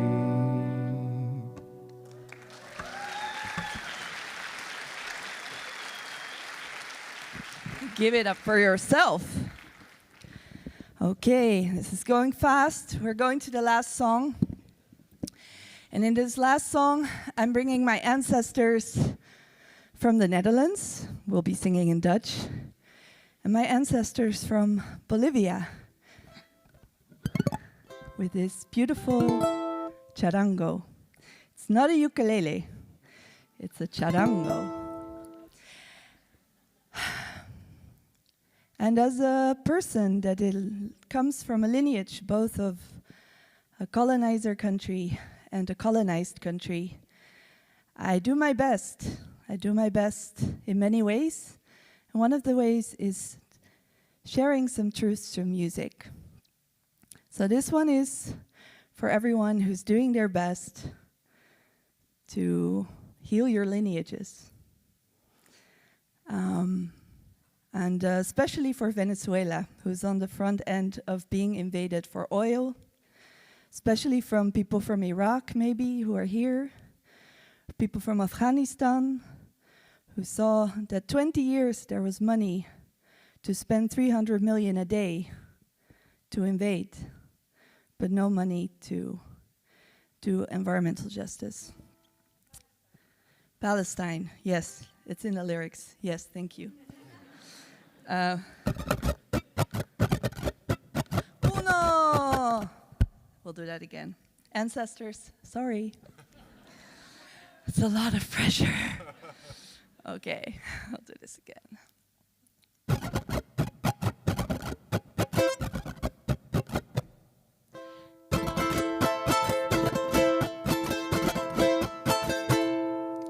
Bommen maken niet veilig, bommen maken dood. Bosbrand, kankerziekte en het klimaat verkloot. Bosbrand, kankerziekte en het klimaat verkloot. Ze plunderen de aarde, moorden zich naar de top. Als we vrede willen, zetten we wapenhandel stop. Komt-ie! NAVO schendt het oorlogsrecht. NAVO schendt het milieurecht. NAVO schendt mensenrechten. NAVO is door en door slecht. Het zijn koloniale krachten, gebundeld in een blok. Eén voor één gevaarlijk, samen nog meer mesten. Eén voor één gevaarlijk, samen nog meer mesten. Waar blijft het wapenembargo? Sancties tegen volkerenmoord. Nee, NAVO geeft Israël een wavering support. Nee, NAVO geeft Israël een wavering support. NAVO schendt het oorlogsrecht. NAVO schendt het milieurecht. NAVO schendt mensenrechten. NAVO is door en door slecht. Hou op met oorlog voor olie, uranium of gas. Kobalt, water, koper, handen thuis, blijf er van af. Kobalt, water, koper, handen thuis, blijf er van af. Want maakt een klimaatplan rechtvaardig. Klimaatschuld betalen, schat. 5% BNP voor de aarde. Begin met 800 miljard. 5% BNP voor de aarde. Begin met 800 miljard. NAVO schendt het oorlogsrecht. NAVO schendt het milieurecht. NAVO schendt mensenrechten. NAVO is door en door slecht. Ja.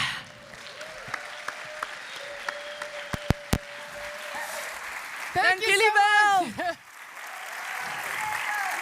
Thank you so much. Give them once more a big round of applause, everyone. Chihiro Geuzenbroek and Florian Wolf. Thank you so much. Thank you so much. Thank you so much. I saw a lot of movement, activation in the room. That was incredible. So thank you for livening up the room like that. I hope it has gotten us in the right spirit and state of mind for this next bit, which is the dialogue, where we will once again reconvene with all the 5 Hague Talk speakers that we have seen this evening to hear from them what perhaps they also thought of each other's talks, but also to mostly hear from you. So I would say, think of any questions that you want to pose for the speakers, because we have room for it in this upcoming half hour in a little bit. So nothing further that rests for me to do than to welcome them back to the front of the stage. So I'm going to ask from each one of you to give them a very enthusiastic welcome back. Can we have a big round of applause, everyone, for Tom Middendorp, for Behnam Taebi, for Susana Muhamad, for Hannah Verboom, and for Noemi Zenk-Agyei. Welcome them back on the stage. There they are. Thank you so much. Thank you so much. Welcome back, I shall say. Tom, welcome back. Susana, Hannah, Noemi, Behnam. Welcome. You're back on the stage. First of all, I shall say, on behalf of the entire room here, thank you all so much for each one of you inspiring us in your own unique manner, but really bringing sharp insights, wisdom, and, you know, just a really strong story right here. That is why, before I go over to the questions from the audience, I was genuinely really curious if there was anything in the stories of the other speakers that you heard that really resonated with you. I was just curious, because you were also listening in as audience member for a bit, to hear what really resonated with you. So maybe, Tom, if I can start with you. Yes, well, what resonated with me is that some probably see me as a representative of the bad guys. I mean, yeah, one of the spoilers of the world. And we will get to you in a second, I promise. But what inspired me was, of course, Suzanne, great. It's great what you're doing. But I was also inspired by what Hannah said about addiction. And last week I had the same interaction with a teacher at the high school in the Netherlands. And he made that same comparison, because he was addicted in the past. He had a drug addiction, and he said, what I see now in how we change our society, I see the same systems as I've been experiencing. And I agree with you, we have to face the dirty side of ourselves before we can improve ourselves. But I also hear a call for collaboration. And collaboration is, whether you like it or not, you also need the other sides of the society. So we need to reach out, we need to listen to each other, not just argue with each other. It's a two-way street, so let's make it two-way. Thank you. I love that so much. Thank you so much for sharing that also, Tom. Maybe then going to you. Yeah, indeed, we may have a round of applause for it. Behnam, could I go to you next? Because I'm also curious to hear what really stood out for you. Absolutely. Could it be 2? For sure. Yeah. Yes.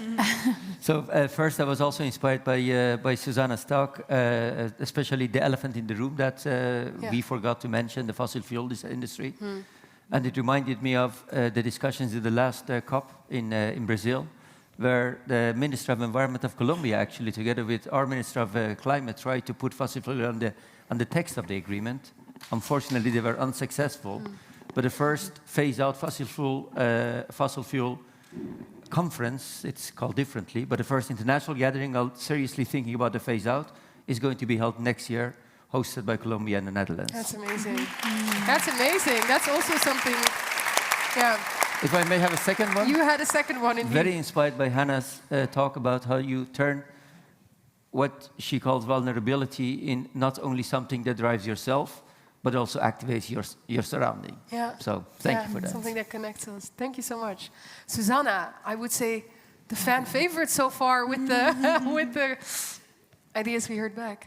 Yes, I also connected very much with my two colleagues here in the sense that there is an issue of connection and the connecting the younger with the senior people, you know, like this important connection of understanding that we are living together simultaneously this crisis, and that there is so many excuses that come up in the process, and lack of accountability and responsibility, which seems sometimes huge crisis, and we don't know where to start. But I think the issue of connecting and community, which also deals with the mental health crisis. So in a way, one part of that answer of what is climate action that is just, I think that if you are acting, and I have felt this like as a minister, like when you are acting and your heart really like comes up with a lot of joy in what you're doing, it's because you are connecting, you are seeing the other. I also saw the power on what both you said, but also I resonated because I experienced it, the power of recognition. You know, like when you come to this type of lands where you are facing the people that are the front lines, or the people that are having the life experience of the crisis, it seems like the system takes them for granted as casualties. You know, like development has to happen, and okay, it doesn't matter. There's a few people somewhere in Colombia or somewhere else that need to give up their land, their life, their tradition. They have to maybe be displaced. That's a sacrifice. You know, it's a little bit like a sacrifice. But when you recognize that those livelihoods, those traditions, those cultures, those people, you see them eye to eye and you are together, your heart really rejoices. And with that's the element of solidarity to change. That's what it is. And we have to be able to imagine a system where there's no casualties and no victims of sacrifice of development. Because otherwise, what are we doing? What is this life we're living? Why are we doing this? And that ties back into what you said after your talk, right? And so that power of seeing, of recognizing, it changes so much. It empowers people in such a strong way. It gives you joy. It helps you to connect. And I think that's part of the climate action that is just. How do we put that back at the center? Yeah, I love that. Thank you so much. Hannah? A lot has been mentioned already, but I think for me, the thing that really rings home and continues to ring home is also what Noemi said about the individual ripples versus the collective wave. And you spoke also about, of course, the systems that we are facing, and it made me think about the systematic change that we're looking for also in the mental health industry. And there is a saying that you can only change the system from within. And it is when about 30% of the people within the system want to change the system, that is when the walls start to crumble. Because systems are very difficult to change, because they are made to keep the system withheld. But if more than 30% within the system starts to change, that's when the systems crumble. And I think that is why this collectiveness that we're talking about, and this collective wave, and figuring out how we can move from individual ripples to a collective wave is essential. Yeah, and it puts it into perspective, if I may, because I always have this notion in my head where sometimes I get overwhelmed. I'm like, oh my God, we need everyone to be on board, otherwise we're not going to be able to move the ship. No, but when you think about it like that, you need like this third sort of like rolling motion, and then the rest sort of like follows. Yeah, that's actually feasible. And you know what's pivotal as well in the mental health, in the psychiatric world, they're starting to understand how extremely important lived experience is. Right. And they're actually, changing the whole system to use lived experience to help others. And it's the same thing in the climate industry. or the climate, because it's the people that are living on the front lines that are going to change the system, and that's why we need to give them the podium. Bring those stories to the front. Yes, I love that. Yes, Noemi.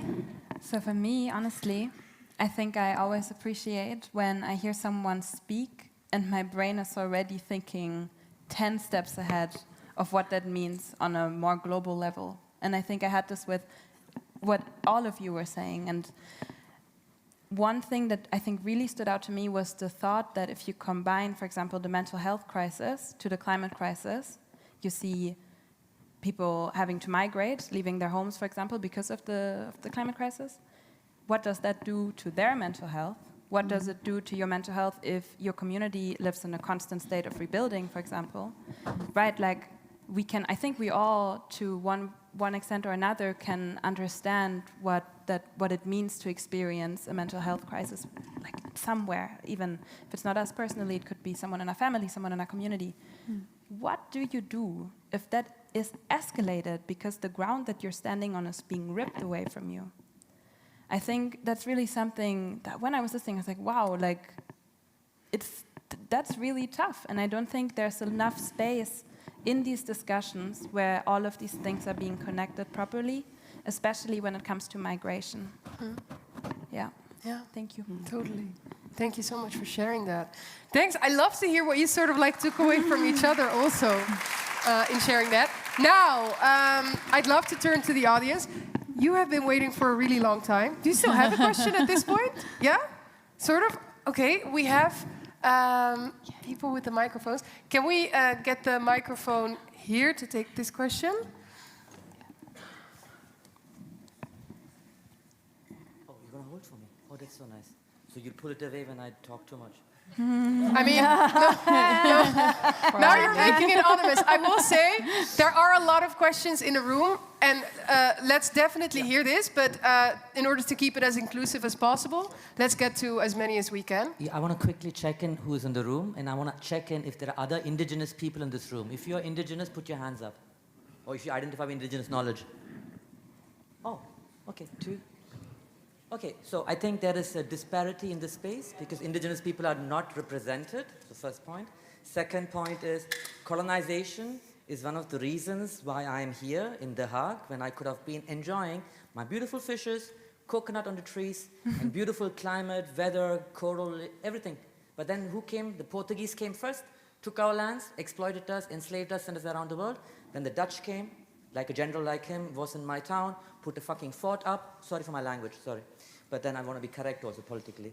So, you put up a war brigade, exploited it with the VOA or something in Gaul, in Sri Lanka, South, and then you continue doing that. And today, people continue believing that the only way forward is to militarize, put borders, and shut down things, and not invest in the people, in the indigenous communities, because we already carry indigenous knowledge and wisdom. I don't need to go to Mali and kill people and assassinate people and then come up with stories about another country, seeing people suffering. I firsthand suffered.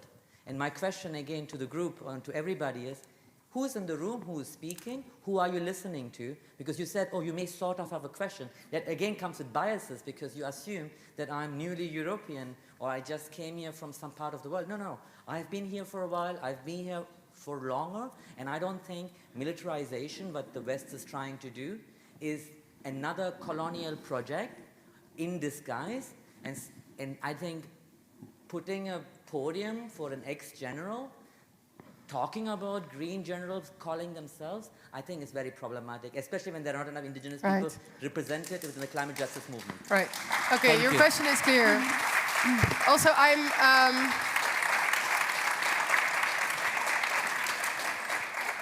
I'm sorry you felt like that, by the way. I was just curious whether the question was still standing. I'm here, I'm brave, and I'm able to talk because this is a peace palace, and my people are in floods right now. So I'm not here to disrupt. I'm bringing in the voice from the land, from the soil, not a story far away. And I'm just here, bringing my ancestors into my soil, into my body, trying to reverberate the energy that has been bestowed upon me by the sun that's rising. And that's what I'm saying. Nuclear energy is not going to be the solution. Right. The solution is going to be degrowth, indigeneity. But let's take your question and let's pose it then, because I reckon you want an answer to it. I think I want it from people that are relevant. And the Right, no, but now I'm going to stop you, because now you're really stepping into the area where you're being not as respectful. We're just going to pose it. Who wants to take it can take it. Well, to make a distinguish between relevant speakers and non-relevant speakers. Okay. And I'm going to turn to you. Whoever wants to take it may take it. We have more questions in the room. So I'm just going to turn. Is there somebody that wants to speak to it? I think in a more broader sense, what I'm taking is we have this super exploitative, super extractive history of militarism in the world that we've seen have wreaked so much havoc and mayhem. Does that change the way that we look at it today? And if not, should we? Well, I like to say that this issue of where we're speaking from is not minor, because we take for granted ideas, and actually part of that reconciliation or that healing or that recognition is to understand where we're speaking from. I mean, the place and the history where we're speaking from. And part of these issues of colonization is thinking that we speak from a universal place that represents everybody. And it's difficult conversations, because I understand that the past, new generations said, why do I need to carry the past? But the want and the healing is not happened yet, because the system continues to create these inequalities. So it's a painful process. And I'm telling you from a country that is trying to overcome 60-year of armed conflict between us. It's very painful, and it's hard to leave the place of privilege. And it's hard to really see the other and confront, like see the mirror. And I'm not speaking from a higher moral ground. I'm also coming from a certain place of privilege. My ancestors did not, because my grandfather was Palestinian and migrated to Colombia. But this is the process, and this is the discomfort, and this is the difficulty. But that's when we really can find each other. I don't know how else to express that, and that was also very hard to see at COP30, where actually we are in the Amazon, we are in that territory. It's a critical place for humanity, and there's not a single decision politically that is made with the people of the Amazon around something that is so fundamental. And we don't even have the language to meet and speak. And like all this, so at the end, what I will say, and it's for all of us, I also, for me, I was very interested in that image of yourself in that tent, speaking with this person, and seeing that eye to eye, that recognition. I think that's hard to do as well, and is important and encouraging. That we cannot be oblivious a little bit of the power structures that cross all of us all the time.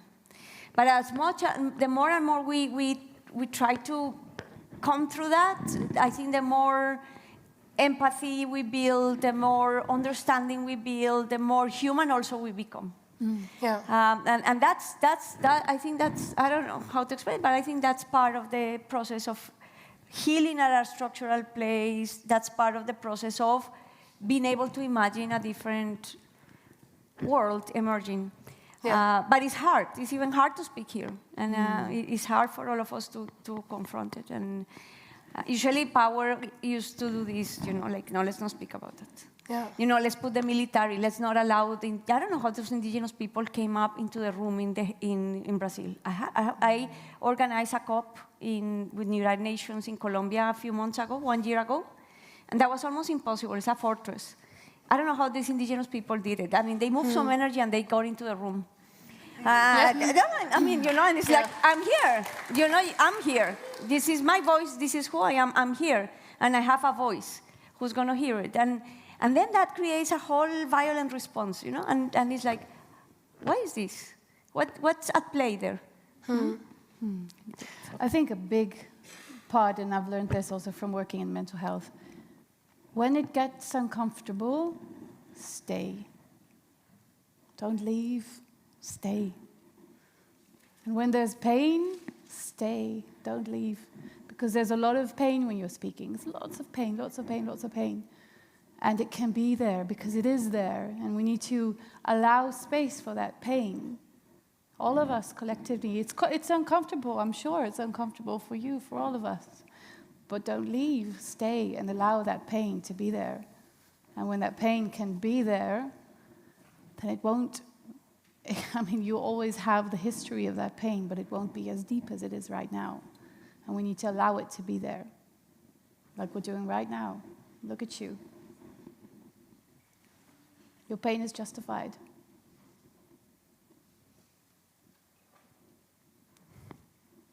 So don't leave when it's uncomfortable.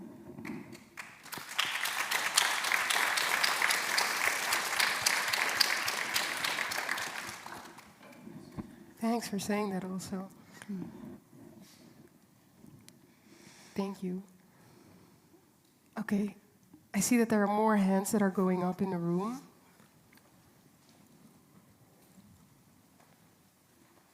So let's see, maybe we can take...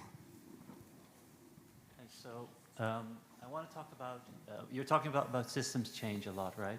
And I want to talk about a system which I think is deeply handicapping our ability to affect change. And that's the monetary system. Because we have a system today where governments and capitalist systems are able to extract our purchasing power to make decisions that we don't approve of by printing money, basically. And we have a system which I think is honest and is a social contract where we pay taxes which we politically agree on, which are then spent on those things that we agree on.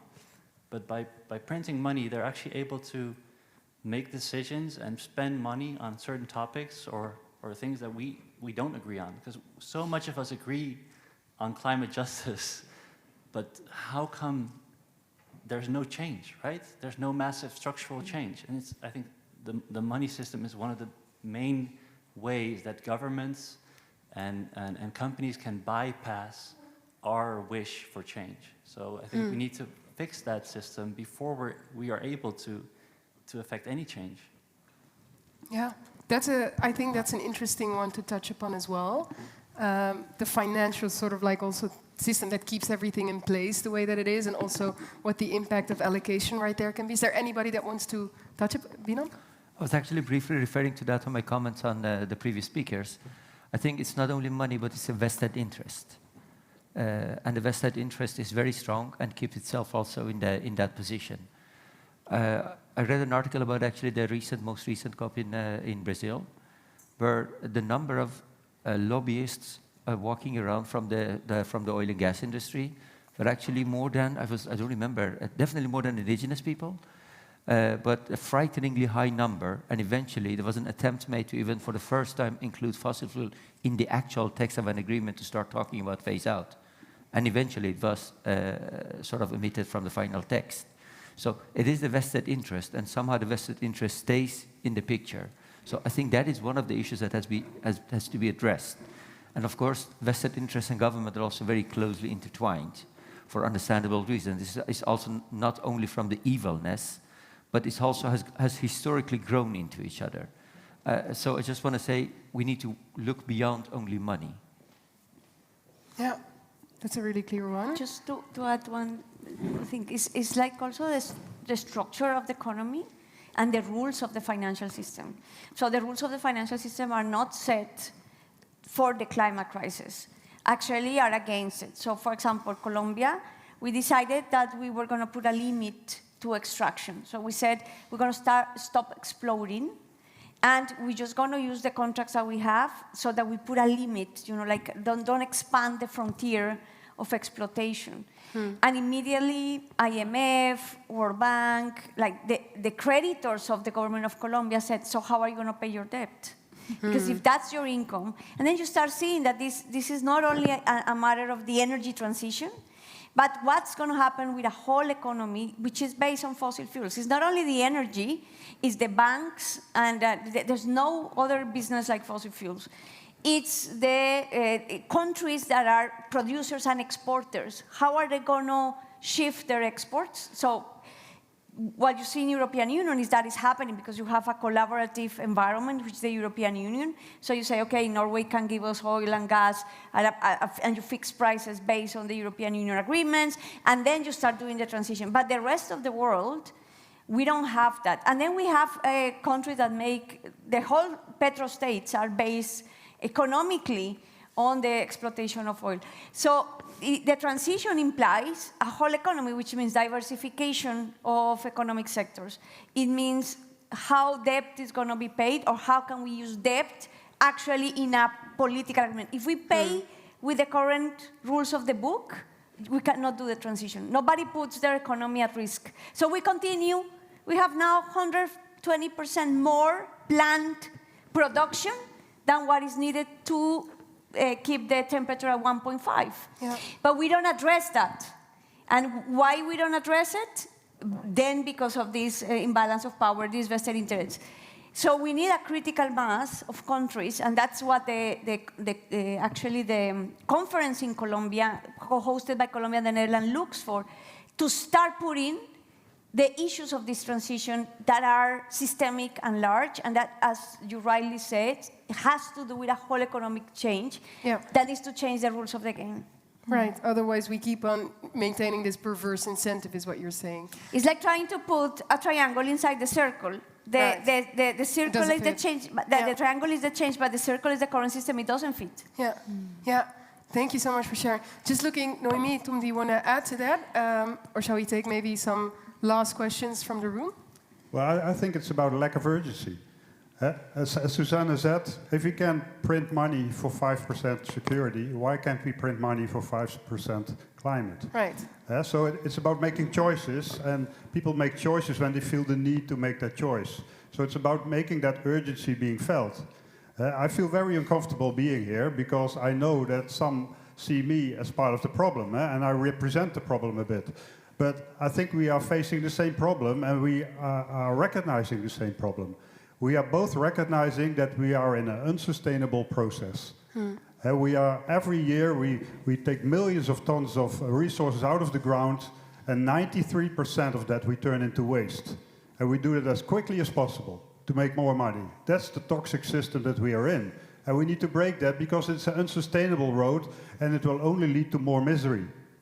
And that's why I'm, from a security side, very concerned about this, and I want to do something to help. If you want to create that wave, and I fully agree, we need to create that wave, you need the other side as well. If you only talk your protest language, you will never reach out to them. We need to connect. We need to make this a common problem. Thank you. Yeah.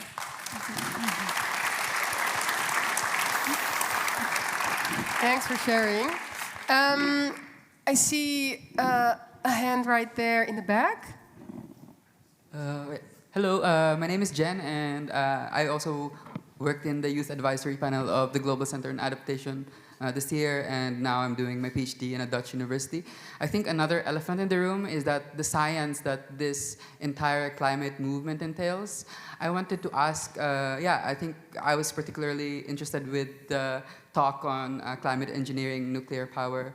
I wanted to kind of ask, like, what kind of justice-oriented climate action can we expect from TU Delft, for example, or from Dutch universities in general? Yeah, thank you so much. And maybe then in the meantime, there is a question, a hand that's been up for a long time here at the very front. Let's take that, and then let's take those together.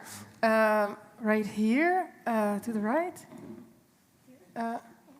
Here, sorry. Please raise your hand, then she knows you have a question. Thank you. Sorry, my language, English, not good, but my friend Muhamad, translation. السؤال إنه موجه للسيد توم. أنت شخص جنرال عسكري وكنت رئيس أركان هولندا. رحت إلى العراق والصومال، ولكن للأسف إنه مع العلاقة القديمة ما بين اليمن وهولندا أكثر من 450 سنة، لماذا لم يلفت انتباهك ما يجري في اليمن؟ هناك في اليمن مآسي كثيرة جدا، يعني لا يقل عن موت 5 أشخاص يوميا. أين اليمن ضمن اهتماماتك الإنسانية؟ هذا النقطة للسيدة سوزانا محمد، تكلمت عن الإنسانية في فلسطين، لكن اليمن يتعرض للقتل من قبل عناصر من كولومبيا. آخر نقطة لاست بوينت فراو هانا، أنا لدي قصة يعني حتكون فيلم رائع تقسمت ما بين آسيا وأوروبا وأمريكا اللاتينية، كوني أنا عشت في كولومبيا فترة. أريد أن أسأل هل ممكن هذه القصة تساعديني في إنتاجها كفيلم واقعي؟ Thank you. That's Good a luck. lot. That's a lot. Good luck. I don't know, but I will like remember. Okay? Yeah, we have 2 questions. Like he had, that's a lot of things. Yeah. And short version of me. Yeah, he asked Mr. Tom, you was a general in the military and you've been in Somalia, Iraq, and some other countries, and you talked about that's your experience about that girl in Iraq and that crisis of humanity there in Iraq and Somalia. Why would you, like the Netherlands or the West nations didn't pay attention to Yemen? Why you always considering about another countries except Yemen? And that's the question for you. The other question, should I continue? Yeah, maybe share one more and then we'll get to answering because we also have the other one. Okay, Mrs. Susana. Mr. Ali asked that you talked about Palestine and the issue there, the crisis and the genocide there. When the Colombian mercenary fighting in Yemen. Mm-hmm. Yeah, why you didn't like pay attention also to that? Okay, let's take those 2. So the way I understand it, Behnam, we have a question for you related to future projects of TU Delft. Then Tom, we have a question about, which is more about the Dutch geopolitical sort of focus and lack of attention for Yemen there. And then for Susana, the question about mercenaries. Let's start with the easiest one, perhaps, Behnam. Thank you very much. Easy.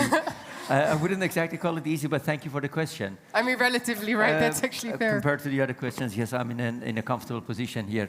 Let me first be clear. Let me first be clear that I'm not speaking on behalf of TU Delft. I'm just an academic doing work on climate justice myself. But perhaps I can give you 2 examples of the work that my center is doing, the Climate Safety and Security Center that I'm heading, and we are based in The Hague. And we are trying to bring actually climate justice and fair access to basic needs and basic human rights as our sort of driving force. And let me give you 2 simple examples that could maybe paint a better picture of what we do. Maybe one. We are actually in the middle of sorry, I'm just very much tired and confused right now. It's okay. But I'm trying my best. Let me give you an example from actually a collaboration that we have, the Food and Agriculture Organization, a UN agency that works on the food distributions and trying to actually help them better fine-grain their digital systems for assessing which bits of the world actually are in need of food.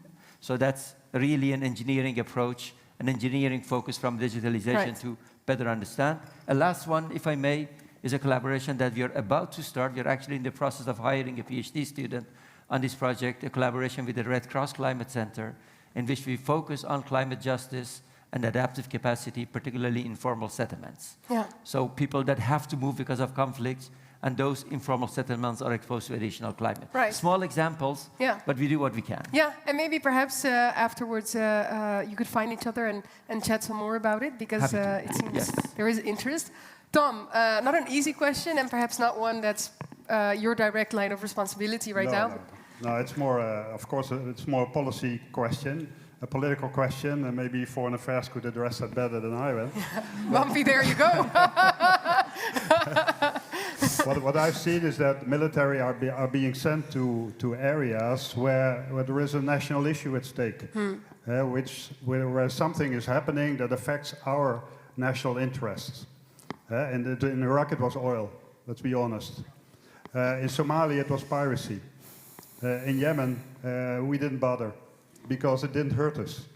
That's the difference.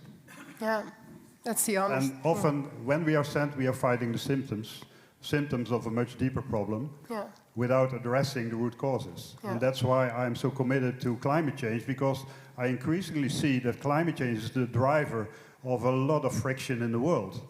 And my concern is that we later, when we let this happen, that we start reacting and responding to all that friction, and it only becomes worse. So we need to be ahead of that game, and we need to be more proactive and take that root cause out of it. And that's why I'm so an advocate for climate action, also from a security perspective. Yeah, absolutely. It ties back into what Hannah said in essence about what is sort of the painful collective that's underneath it, and can we dare to address that and indeed then see what's beneath it. Thank you for answering it. Susana, if you could briefly... Yes, it is an important question, because after 60 years of internal conflict in Colombia, that came with a peace agreement in 2016, but still we have dissidents, and of course one of the largest illicit economies goes through Colombia, which is cocaine, and this dealing with arms. And one thing that we have found now is that a lot of these people that were engaged in the war, either through the military, paramilitaries, or guerrillas, have joined this other illicit economy, which is the economy of international mercenaries. And since they are fighters that have been for a long time involved in conflict, we were not able in the peace process to bring all that people into civil society and come back into the state. A lot of that capacity is being recycled in international conflicts, not only in Yemen, but all around the world, in many conflicts. And then there we have a challenge of security in terms, at least in Latin America, is that exactly that lack of investment, human rights investment of the state, is creating that the illicit economies are taking a lot of control of areas and whole economic sectors, which include this type of things that end up affecting the rest of the world, and as you mentioned also, Yemen. Yeah. Thanks for the question. Thanks for answering it also. We have flown through the time, so we're going to wrap this up. But just as a final brief question, I wanted to go to you one last time, Noemi, because I was curious, as everyone is going to go home when we conclude in a second, what is one thing that you hope that they take away from an evening like this? It's not an easy one. Okay, I think number one, let's not be naive. Most of the language that we hear about global collaboration, partnerships, and everything, they usually have an economic basis to it. I think Susana said it perfectly, that capitalism is something that drives these crises forward. So whenever you hear, maybe politicians speak about how important it is to involve people, to involve the youth, so be sharp so on and about so on. We need to really realize that there's usually something economic behind that. And I think if we are less naive about that, it's also easier to understand that that's why we're so selective with our empathy globally. That's a really good one, and that's one I would say that we could all sort of take along with us as homework. I'm going to ask for a big round of applause, everyone, for our panel, because they worked so hard. Can we give it up for Tom, Behnam, Susana, Hannah, and Noemi? Thank you so much for sharing. Thank you so much. Now, with that, we have reached the end of the program for today. I want to thank each and every one of you for being here today. This is a conversation that sparks a lot, but it's a conversation precisely that sparks a lot because it really touches upon the core of human dignity and how we sort of pave a way forward with everything that has happened in the past, but also with the future that we are collectively shaping and that is so worth shaping together And that also requires that we address what lies underneath it. But I really want to thank each and every one of you for being here tonight, because as I said at the start, I really do mean it when I say that the decision to make the time for this, to engage in conversations like these, to listen in, for you, the 5 of you, to be here and to share all your insights, for the contributors that we've had with their music, that have really shared also that perspective to the topic. That is in essence what we sort of collectively need to move forward. So thank you all so much for that.